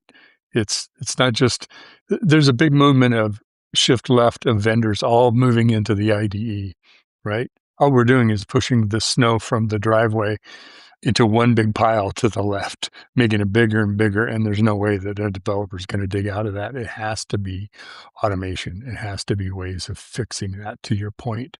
And fixing it in that context that the organization, the customer is going to accept, trust it, and be able to rely upon it, as opposed to having to double check 5 times the amount of work I have to check today out of code generation from Claude or whatever.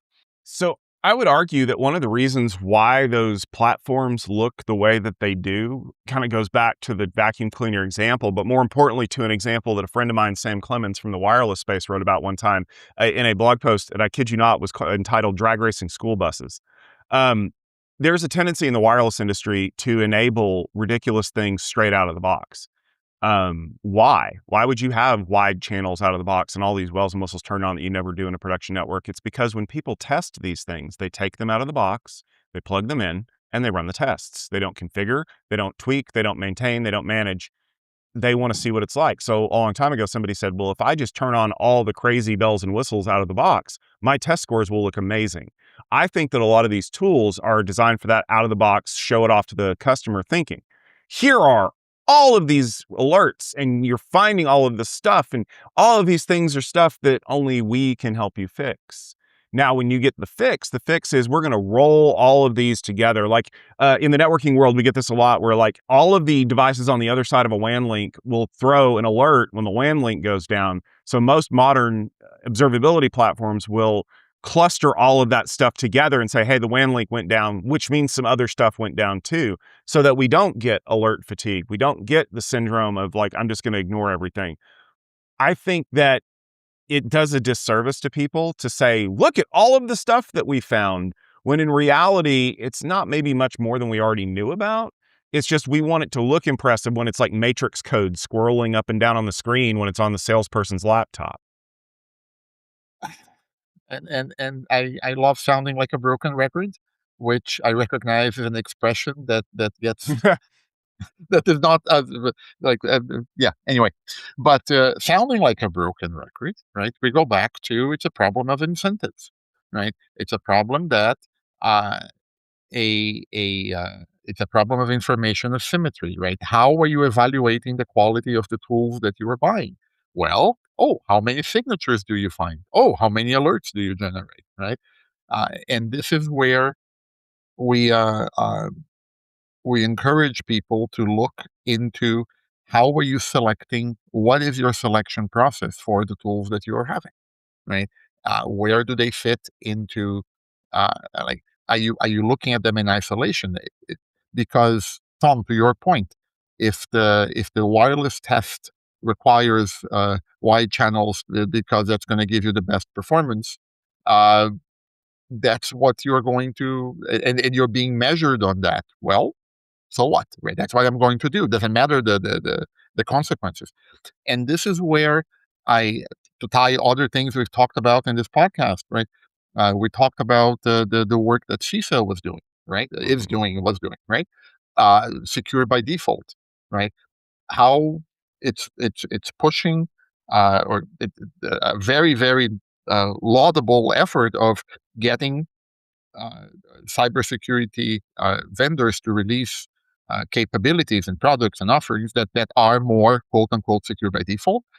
There is a complement to that, which is secure by demand, right? How do we, as buyers of that technology, how do we change the RFPs, the tenders that we issue to be more demanding or to request security capabilities differently?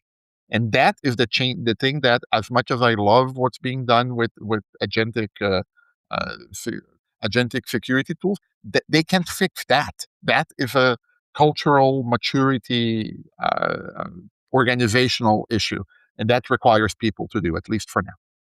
Sure, I can fix it. I'll just bundle it in as a service, so it only charges you a month fee, and it doesn't hit your CapEx. So therefore, I'm the lowest bid, and I win. I was thinking back, I had the really great privilege of interviewing Michael Coates, who was the former Twitter CISO, not too long after he left. This has been a few years back. He said something that really stuck with me is, when I evaluate vendors, one of the top criteria is, will this require me to hire any more people? Because if it does, boing, it's off the list. We're not talking about it. Even if it's managing a SaaS or, a managed service, security service. And we're kind of been going through this model transition of how do we use AI in our products. And I'm a big fan of theory of constraints, Goldratt's work, which is, I think it's one of the most brilliant pieces of work. And it's he wrote a book called The Goal, and the goal was all about this guy trying to figure out, running this plant, trying to figure out what is he trying to do? What are they trying to ultimately do? And the goal is making money, right? So is adding more people making more money? No. Is that finding more vulnerabilities making more money? No. Those actually in the Toyota manufacturing sense create unplanned work. And now you have more work for people to do if AI isn't taking care of it. So I think it's a mistake for any vendors to accelerate their products at finding more problems. If it's accelerate their products at analyzing and reducing it to the urgent and important Eisenhower matrix, that's valuable, right? Because now you consume less resources. So you got to remember what the goal is. What are we trying to do? Yes, we're trying to block the bad guys, but not at the expense of making us go out of business. So let me give you a counterpoint there, Mitch, because this is something that somebody brought up to me last year. One of the issues that we run into is it's all well and good to have a system that automatically remediates stuff in the background and then maybe provides a summary or something like that so that I don't have to do any extra work. The problem is that somewhere in that chain, somebody needs a number to justify the thing. And one of my friends last year was telling me that they were working on a system one time where the metric was tickets closed.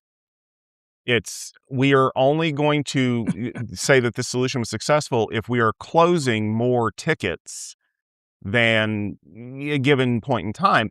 And immediately, my brain went, wait a minute. If the purpose of the system was to reduce the amount of tickets that are being generated, but you're grading the success of the system on how many extra tickets it closes, first of all, you're shooting yourself in the foot before you even start. But second of all, because nobody would do this, right? No, nobody would do this. What would stop me from generating 1,000 extra tickets and closing them immediately because they're all low priority? And then, it looks like I'm a hero, because we do fall into that trap often where we have something we want it to succeed and we want to make sure that the people above us understand that. So are we willing to put our thumb on the scale just a little bit to make sure that this is the one that works this time? Economics. There's those incentives all over the place. Yeah, that was a nice lob right over the net to Fernando. Right. we have to work. We have to understand that this is the game being played, and we have to be able to navigate that game. Right? It's not, Tom, to your point. It's blindly. Let's not measure in a way that creates that creates this kind of perverse incentive, right? Mitch, you brought up Goldratt and the goal. The thing that that always struck with me is that it's about understanding where the bottleneck is, right? If the bottleneck is closing tickets, right? If you do anything that doesn't help close tickets, you're not helping, right? And if you do anything that is after the ticket is closed, it doesn't help. The bottleneck, like the solution, every system has a bottleneck, right? The name of the game is, how do you architect the system so that the bottleneck doesn't make a difference to your business outcome. That is the point. But we already created this bottleneck, because how many times have you heard some CEO get on a news program and say there is now a mandate inside of my organization for my people to use AI? I want to get the numbers up. I want it to look like I'm on the forefront of things. And to Mitch's point, yep. No, you should not be using this stuff. You should be checking the results of it in a sample. You should be dealing with the exceptions that the system can't handle. You should not be interacting with this system. It's like password resets, right? Password resets are probably the most elementary function of a help desk. And we have thankfully evolved to the point where we don't even need a human interaction with them anymore, right? You click on the forgot link, it sends you the verification. It's automated. Like I remember when I was first starting my career, like I thought by this point in my career that 90% of my day was going to be filled with password resets, because that's all it ever was at the help desk level, right? I forgot my password. I need you to help me log in. Can you do this? And now, like, it's to the point where if I don't even remember, like, hey, I haven't logged into the system in a month, I'm just going to go ahead and reset my password, because why? Why not? We've automated that away. It means that we get to focus on the harder jobs. Absolutely. But then, like, what does that do for the metrics of utilization? Like the agents are out there running, they're doing their job. They're doing the things they're supposed to do. But then, somebody gets mad because, well, we're not using it nearly as much as the people across the way, and they're more successful than us by some made up metric that they talk about on the golf course every Thursday. Yeah, to that point, that's the unplanned work problem in Goldratt's theory. The bottleneck is the constraint, right? Yeah. To Fernando's point, to say a little more about it, if you fix problems before the constraint, the bottleneck, all you do is make more work arrive faster, right? So you build up a bigger bottleneck. If you work on problems after the constraint, you create more capacity that's unused, is sitting there idle, right? So you're wasting resources. And as you solve one constraint, the next constraint will move somewhere else in the cycle. To now the issue is over here, so let's go tackle this. And the issue isn't to play whack-a-mole on constraints, but really to solve the right problems that you're doing. And so I think that's what we're saying is you are either planning your product cycle, your product benefits value to the customer. You always have to think about, so how is this going to reduce cognitive load, not increase it, reduce workload, not increase it, reduce the creation of unplanned work, not increase it, all of those things. So you want to be on the positive side of the value to the end customer, which ultimately is about making money and being profitable and having happy customers, employees, et cetera. So whether it's security products or another product. That's why I'm such a big fan of Gold Red. I'm glad we should do a whole series on Gold Red. We should. Fernando, you and I could go crazy. Yeah, no, we should.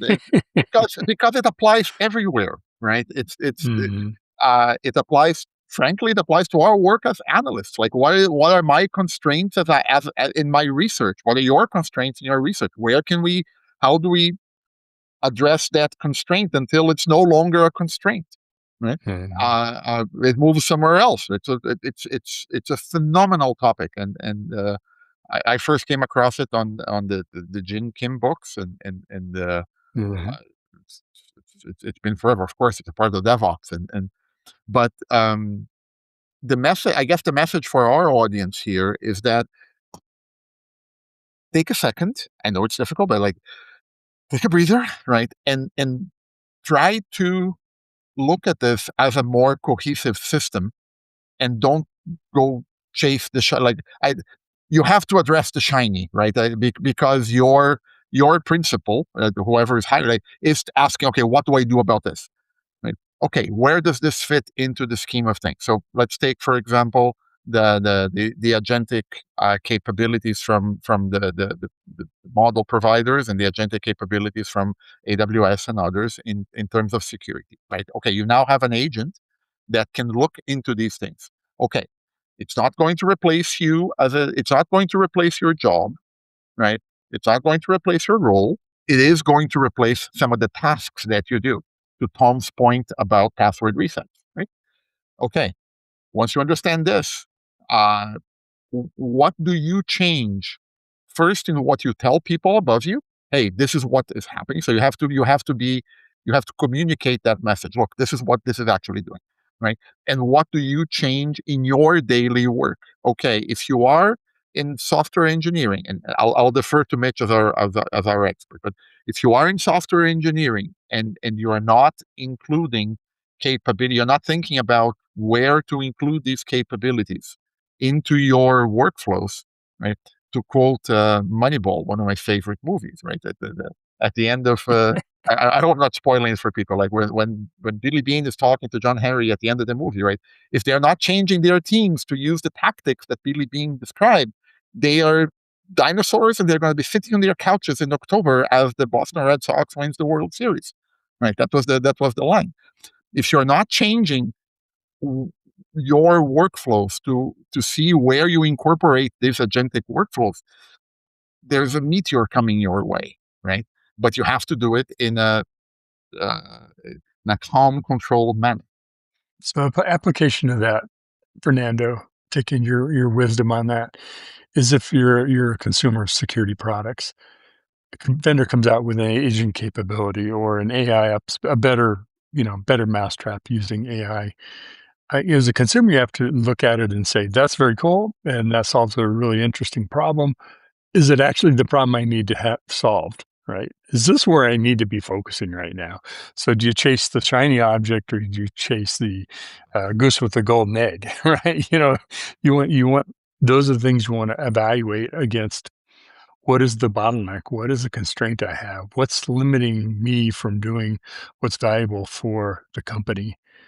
And that's how you can apply this. So it works directly. So one of the challenges I have with that is, one, regime change is hard. It doesn't matter where you are. The other flip side of that is people don't sell that. They sell products, and products themselves are not like paradigm shifting things, no matter how much they would like to tell you that. But I think one of the issues that you run into is that most organizations now, the way that they do their security structure of policy creation and enforcement and things like that, a lot of times are very additive at best. Like we added a thing and now we have to adjust it. We added a new thing, we have to adjust things.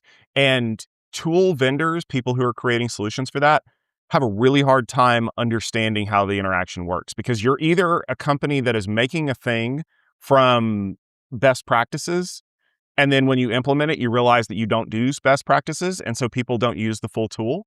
But the flip side of that is a company that is very in touch with their customer base, and they're always saying, hey, what are the top 3 things you want this tool to be able to do? What are the things that you really want it to be able to take off your load?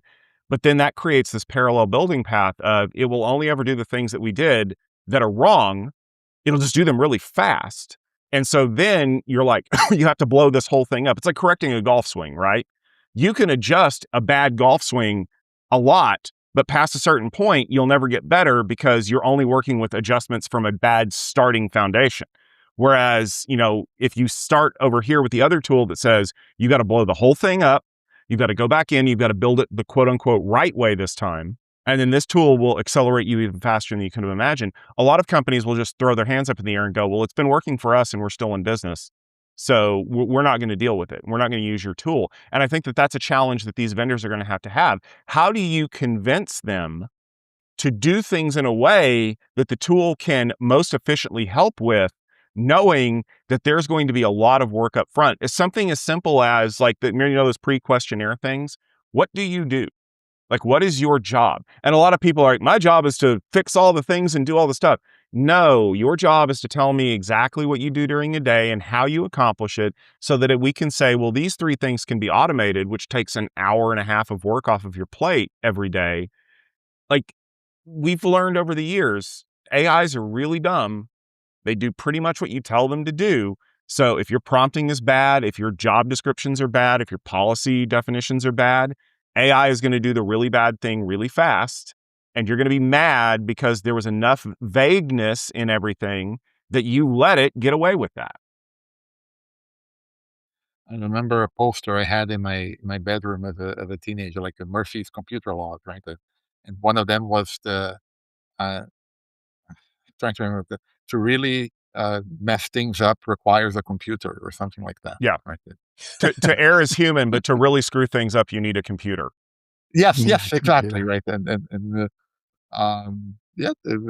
That's true. Like I keep saying, this should be the golden age of business process engineering for people, right? We should be understanding what it is that we're doing, right? So that we can decide what topics are applicable to use some level of automation, some level of machine learning, some level of generative AI, some level like when I think we're far from AGI.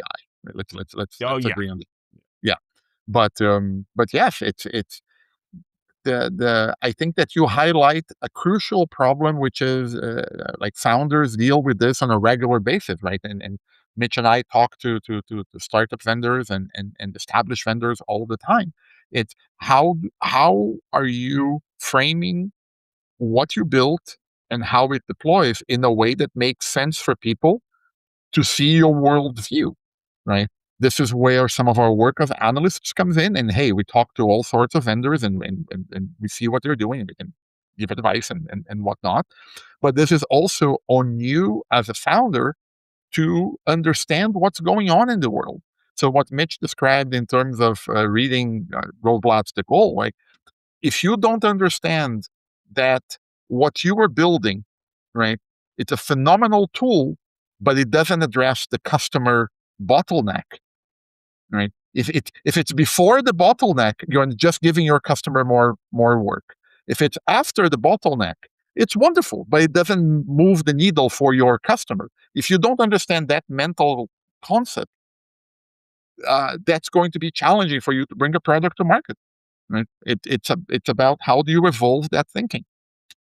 And one thing about automation too is there's a flip side to the coin, and somewhere along the way I kind of learned this lesson, which is the fastest way to get something done is not to have to do it at all.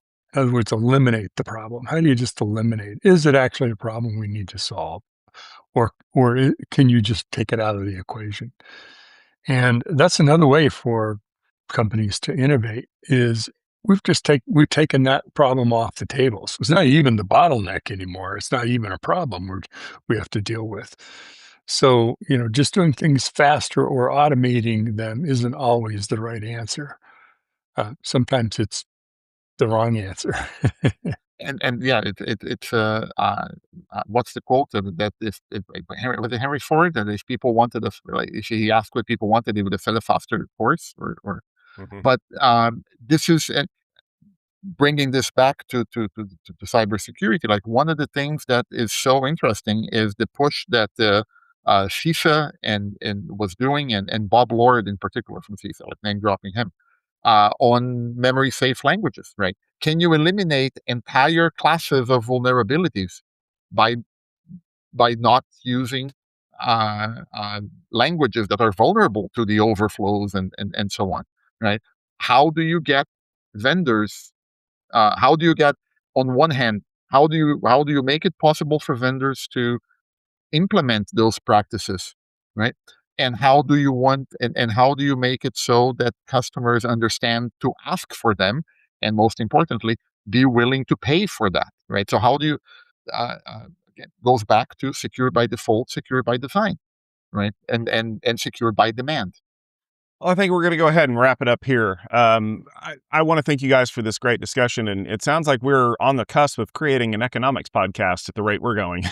In addition to all the other things, Yes, and a process engineering one too. Oh, God, sure, yes. why not? But the good news is that in between the economics lessons and the security banter that you get here, these two gentlemen are super busy with all the stuff that they have going on. Mitch, what have you got you're working on that people should be checking out? Well, I have two papers coming out that are just being issued, of which Fernando was a peer reviewer. One is about observability native, this idea of we build in observability from the very beginning of the software creation process, not as an ops tool. And then another is a framework for agent control planes. So you can understand what all these vendors are releasing, what do they do, and how do they kind of fit together into something that makes sense? Because it is, as they release pieces of that, why is it important, or is it?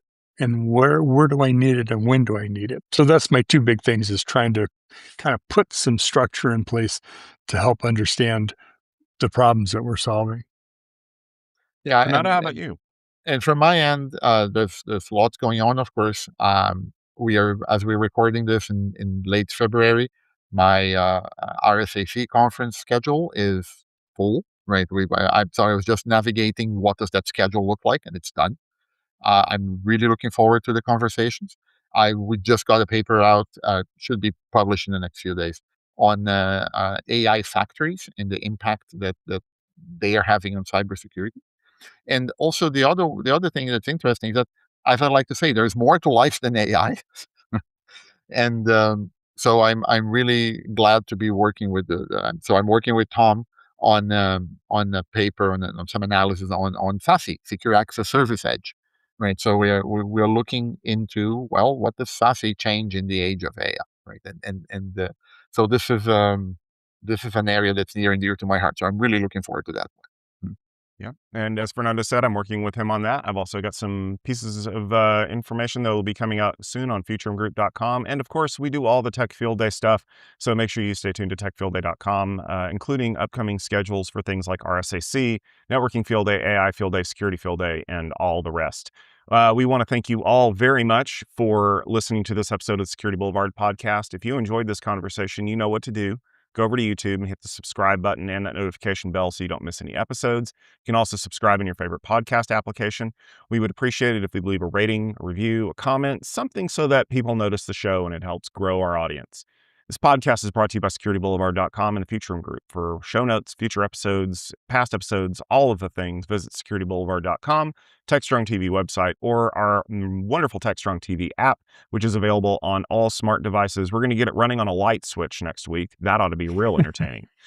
Follow securityboulevard.com on X, Twitter, and LinkedIn. We're SecurityBLVD. That's all the content you could digest in a week, a month, or even a year. But we thank you very much for tuning in, and we'll see you all next week.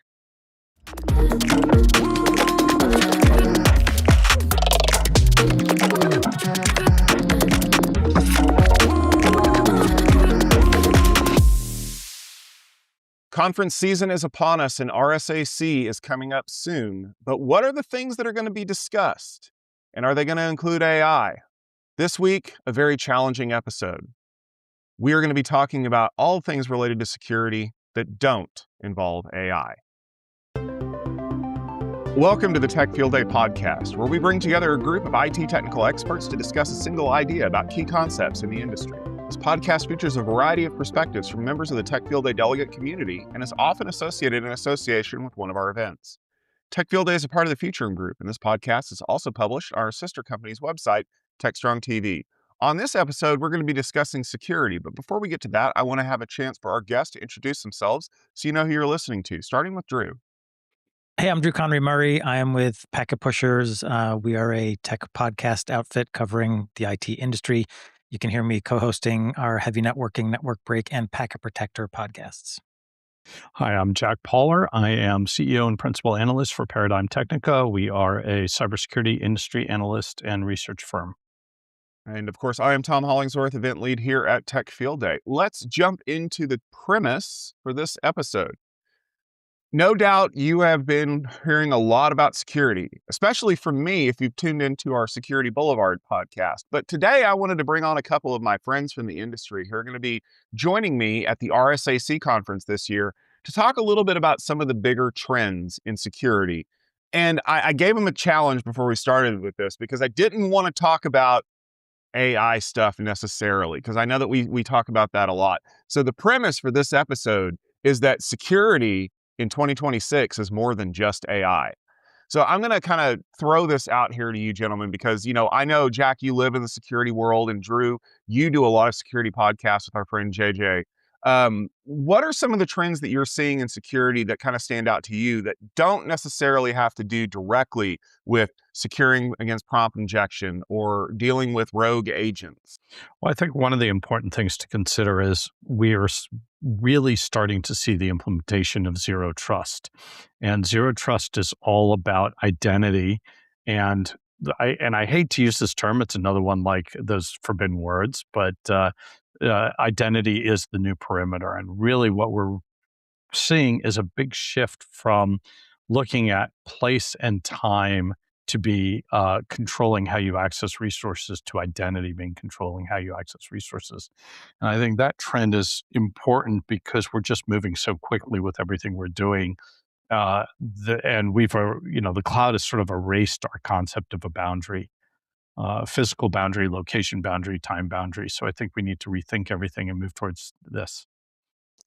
Yeah, I'm seeing that, as well as a kind of a renewed interest in sort of the endpoint, and in particular the browser. A lot of activity around trying to secure the browser in various ways, either by delivering a custom secure browser or putting controls in so that you have some visibility into and control over extensions and what people are up to in the browser and the endpoint in general. I think in part it's been driven by issues around things like, malicious NPM packages, IDE extensions, browser extensions that start off looking like a useful tool, and then, the malware creator lets them sort of get adopted and then flips the evil bit, and suddenly your endpoint is compromised.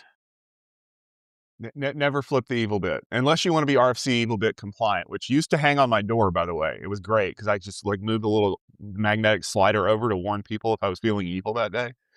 But you both bring up really interesting points, and I will, small plug for everybody out there. We had both examples of both of those at our previous Security Field Day event in the fall of 2025, where we talked to 1Password, who had a really great example of talking about some of the identity-based stuff that they're dealing with, but also from SquareX, which is a secure browser company that actually was just recently acquired by Zscaler, which I thought was a really interesting pickup for them as they kind of work their SASE SSE magic.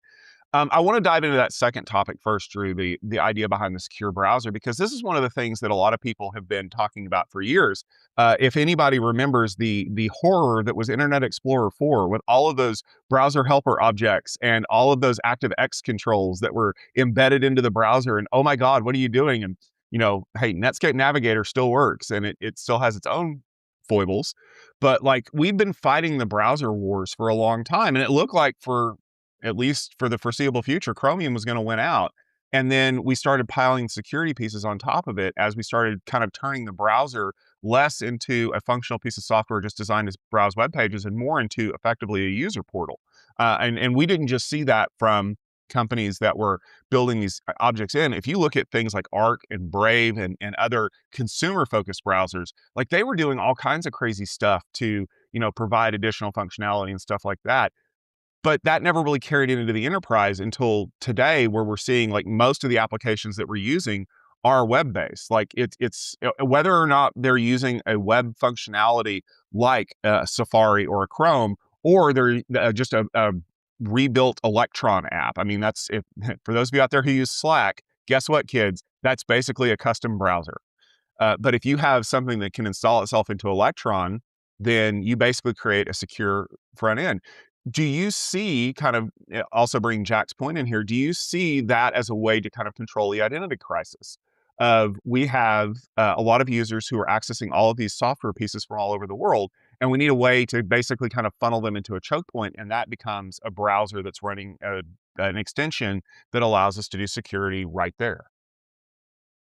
Yeah, I guess my impression is that in the past, the primary risk from the browser was, are your employees going to be shopping or looking at naughty sites, time wasting, exposing you to either time wasting risks or some kind of liability from looking at things they shouldn't be looking at. Now, because the browser is essentially a productivity tool, it's your gateway to a bunch of corporate apps with lots of sensitive data. The attention now is, I think, uh, that's driven the attention of executives who are like, oh yeah, this is a huge risk. And we're actually seeing attackers exploit the browser as a way in. So that choke point used to be the firewall. Now we're bringing it right down to the endpoint. In terms of it, I don't know that there's so much of an identity play in the browser, but it is definitely, we need to see what folks are running on the browser, what folks are doing in the browser. And again, with encryption, most traffic being encrypted now, the browser is kind of the only place you can really get deep visibility into that traffic as it leaves the enterprise. One of the interesting things is, when browsers first came out, and I don't know, 30 some odd years ago with Netscape Navigator. You're dating yourself, Jack. Having worked at Netscape when it first came out, I can talk about this a little bit. We talked at that time about the browser being the universal user interface. And for a very long time, it was trending that way. It didn't make sense to develop your own full-blown user interface. Instead, use the browser, and that eliminated a lot of development effort. I think what we're seeing now is we're starting to sort of see a trend starting very slowly to move away from that, because there are certain things you just can't do in a browser that you need a specific user interface for. And there are a lot of things that are now happening that don't go over an HTTP or HTTPS port. So instead of you're communicating on 443, you're seeing it where it's a private communication API to API from one of those, and I'm going to say it, Tom, an AI type environment, but not thinking about the AI part, just thinking about more the user interaction is. And I think I think, Drew, you said it early on, it's really more the endpoint, and the endpoint is now becoming more in focus. And I think very soon we're going to start realizing that it's not just the browser we have to worry about. There are so many other ways users are using the endpoint to communicate with corporate and enterprise applications and services. And more importantly, the endpoint is now when we think about traditional endpoint security, we really think about it as your PC primarily, and your Apple laptop, your Mac secondarily. And I think now the younger generations are starting to become very much mobile first and mobile dependent, and the endpoint security on mobile devices is still way, way, way, way behind where we are on desktop PCs and laptops. And I think we need that we're going to very quickly have a problem there that we need to think about. This is why people pay Jack the big bucks, folks, is because he got to the point I was going to bring up before I ever got there. I think that where we're at right now, especially when it comes to identity and security, is people like us, I'll just say that because we are over the age of 30 comfortably, we have a very unique concept of what an endpoint is. Like, I was literally telling somebody yesterday about when I was an intern at IBM, and I took a walk with somebody because he was like, hey, I want to test this cool thing and I want to check my email. I'm like, you can't, your desktop is back at your desk. He goes, no, I have this thing called a BlackBerry, and it runs over wireless Ethernet. And I'm like, cool. And today, my kids, and because my son is 20, and now his generation, they're kind of coming into the workforce, they don't like laptops. They want to run off of tablets or phones. Like, the whole idea of having a place where you go to do stuff, or having a 4-pound slug of aluminum that you carry around with you, is foreign to them. And that has changed the way that people do their software, right? Even on like a Mac or a Windows PC, it is an app, not a software program. So they're trying to provide the same user interface that you might see on a mobile tablet or a mobile phone. And that creates its own challenges. Kind of, Jack, to your point, I think one of the reasons why people have moved away from using browsers as the standard user portal in a way is because we've secured them too well, because they're sandboxed now. They can't really affect anything else going on in the system because so many people have exploited it for so long. And so we're treating the endpoint as the identity piece, right? Because, love them or hate them, Apple really does a terrible job of creating multiple user identities on their mobile devices. If I'm on a phone, it's my phone. If I'm on a tablet, it's my tablet. In fact, the only thing that Apple makes that is really good at transferring identities is the Apple TV, because you can have different people logging into the Apple TV. I think we might see that in the future as kind of like an enterprise level thing for like maybe like a host stand or like, student identities checking in and out of an iPad. But by and large, like, we know that if someone's on an iPad and it says like Jack's iPad, that's Jack, right? So we can enforce Jack's security policy, but the design of the OS does not allow us to do that. So we're kind of fighting our way uphill, because iOS is like, oh no, you can't do that. Oh, you want to run your own browser? Well, it's really Safari under the hood. And so people have been like challenged to come up with ways to prevent security incidents from an increasingly mobile workforce where I don't have visibility into that at all. Like, an iPad might as well be an island. I think there's another thing, and Drew, I'm really glad that you brought this topic up, because there's another aspect to it, and you alluded to it with the browser and talking about browser plugins. And that's very critical, because one of the things we've seen with browser plugins is a developer will provide, do some open source or free plugin, and people start using it. And then either, as Tom mentioned, the developer will flip the evil switch, or more likely somebody else takes over that development effort, and they are the evil people who just sort of come in and take over what's going on. So we have a browser extension problem. But as we move out of the browser and we start having custom applications, a lot of these applications are also plugin enabled. So they have the ability to add feature functionality to them from third parties. And we don't, unlike Apple in the browser, in the iOS environment, we don't have a walled garden in all of these plugins. So we, again, have this ability for people to create what appear to be benign plugins that are really have the evil switch flipped under the hood and are really malicious underneath. And so the security landscape and the footprint becomes that much larger, and our threat exposure becomes that much larger. And I think, there's a lot going on at RSA, but I'm not sure people are really focusing on this, because I think we're too over-rotated onto thinking about AI and what AI is going to do for us. I will say, I know recently Palo Alto Networks acquired a company called Koi for, I think, $400 million, and that's right in their wheelhouse, just starting to give you visibility into what kinds of extensions and packages are my employees downloading and using. It's sort of like the old, back to like, virus and malware lists, but for NPMs and extensions and so on. Yeah, and that's one of the challenges that people are always going to face, right? Is you have to give attention to the squeakiest wheel in the room. And sometimes that is identity security. And sometimes that's the identity of a software package running autonomously on your network, deleting all of your emails because you told it to. Or you didn't tell it not to. And how do you guard against that? Right. Right. Or even when you're telling it not to, it's ignoring you, just like a junior intern who doesn't know any better. And I feel like some of the security pieces that we're starting to see are, and this is a great conversation we had on Security Boulevard, was you're trying to get the human out of the loop because the human is actually creating problems here. And I know, like, we had a really great presentation from Dave Meyer when he worked back at Brocade years and years ago at Networking Field Day, where he said, eventually the system will only be as robust as the number of people in it. You have to get people out of the loop. And now what we're starting to see is that the people in the loop who are constantly going back and checking up on the agents that are running are creating problems. And this was something that Mitch Ashley from the Future Group brought up. He said, eventually what we're going to have to do is instead of asking the human for permission to do things, we're going to have the agent do the thing and then tell the human later, hey, I did all this stuff. You're okay with it, right?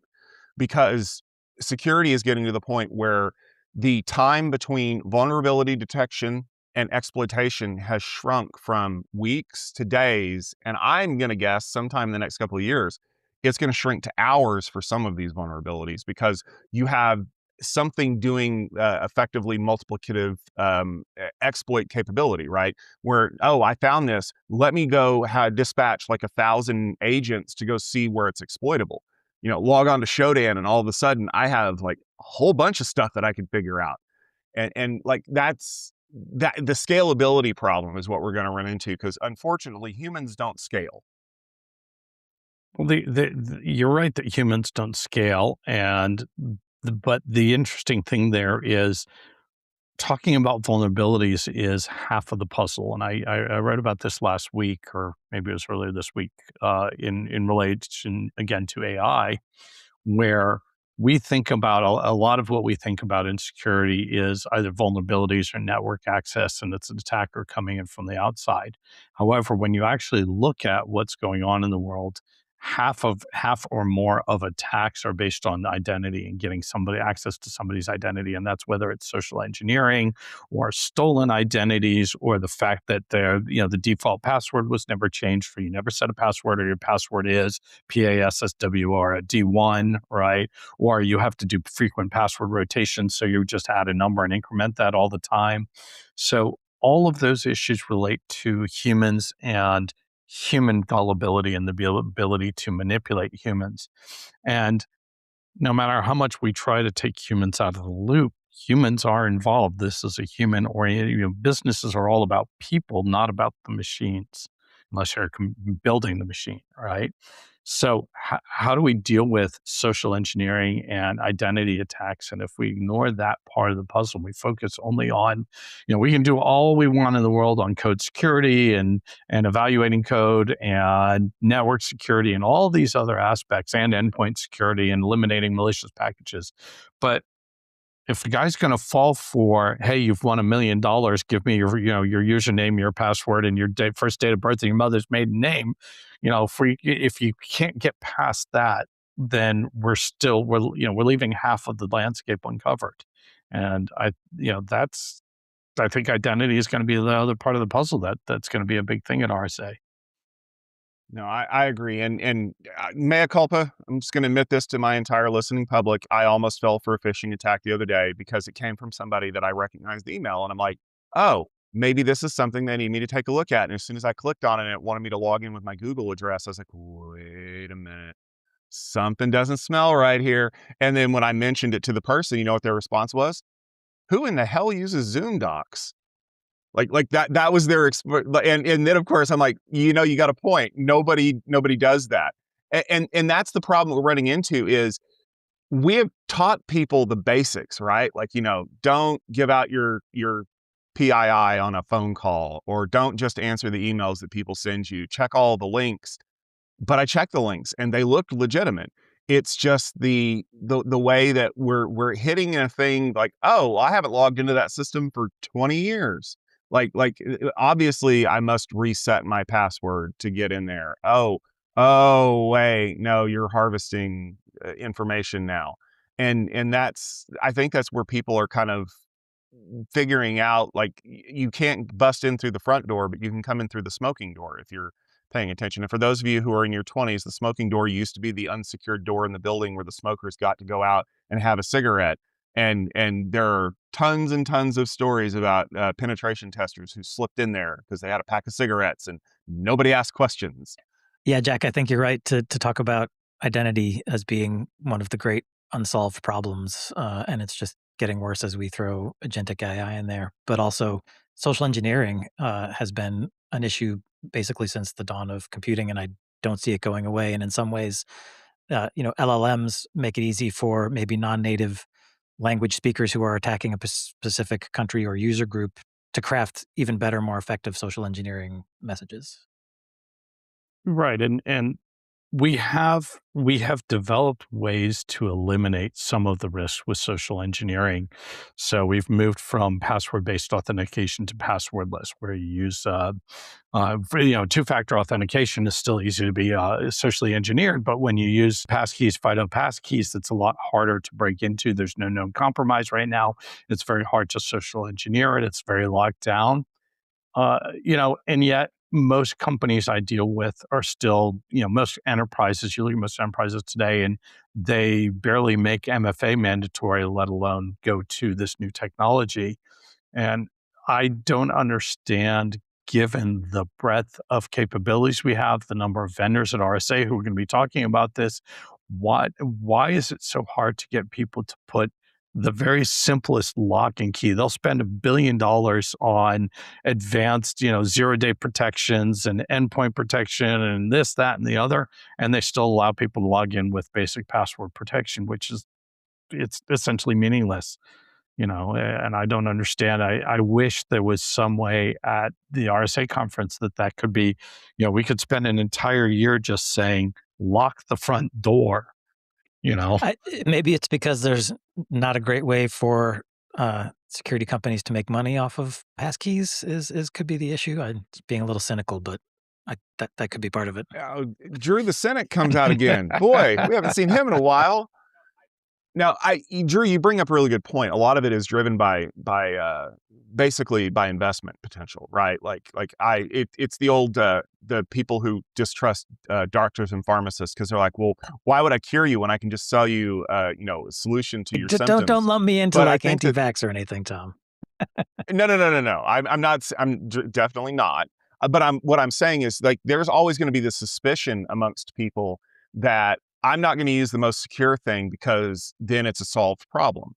But I think that the issue that we're running into here is that there is so much reticence from the traditional security people to upset any apple cart. Remember when NIST came out a couple of years ago with the guidance that you shouldn't just change your password every 60 days because it didn't really matter. It was actually better to keep the same password, just make sure it's kind of strong, because constant password changes cause people to want to jot them down and stuff like that. Do you remember the uproar in the community? It was very clear drawing the battle lines. It's half of everybody is yeah, I guess that works because for the reasons they stated. And the other group are like, oh my God, no, if your password's older than your underwear, then you have to get rid of it.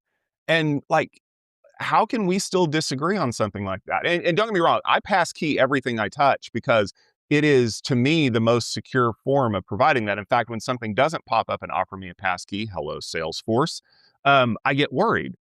And that kind of goes that hand in hand with things of I guess a password dialogue is comforting to people because they're like, oh, I can just type my password in. Or okay, who types their password in anymore? They use a password manager.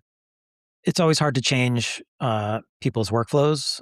You get resistance, you get pushback, and there may be systems in an enterprise that aren't able to support passkeys, and then you're working with dual systems, and that's a nightmare to manage. Yeah, I think you're 100% spot on that there is a lot of inertia involved, and it is, as you noted, it's passkeys are very, very important, but not very, very profitable. And, as I work with a lot of cybersecurity vendors, and it's always easy to tout and talk about the shiny new toy, right? We've got this new thing and that new thing. And, and we've been doing MFA for a decade now, and MFA is, it's sort of passé now. We don't talk about it. It's just sort of there. It's table stakes, but we also don't make it mandatory. And, it needs to be, these things need to be, if the new vendors on the block started with developing their systems by never offering you the choice of passwords and only give you the choice of passkeys, we would be better off. But even the brand new vendors who are cybersecurity vendors still build their SaaS apps with a username and password. And I just think that, that to me, I wish that was part of the RSA conversation in the community. The theme of RSA this year is all about community and bringing people together, and the attackers work as a community, right? We have all these different cartels that are various groups of people that do things on the attacker side, and they coordinate and they cooperate. And it would be really nice if on the vendor side and the defender side, we behaved much more as a real community and said, not only are these best practices that we advise you to do, we're going to eat our own dog food and we're going to force you to do it by not allowing you to register for this thing, whatever this thing is, or we're going to eliminate this. Here's our phase out plan over time to eliminate passwords from our application. So you better get used to it and get ready for it.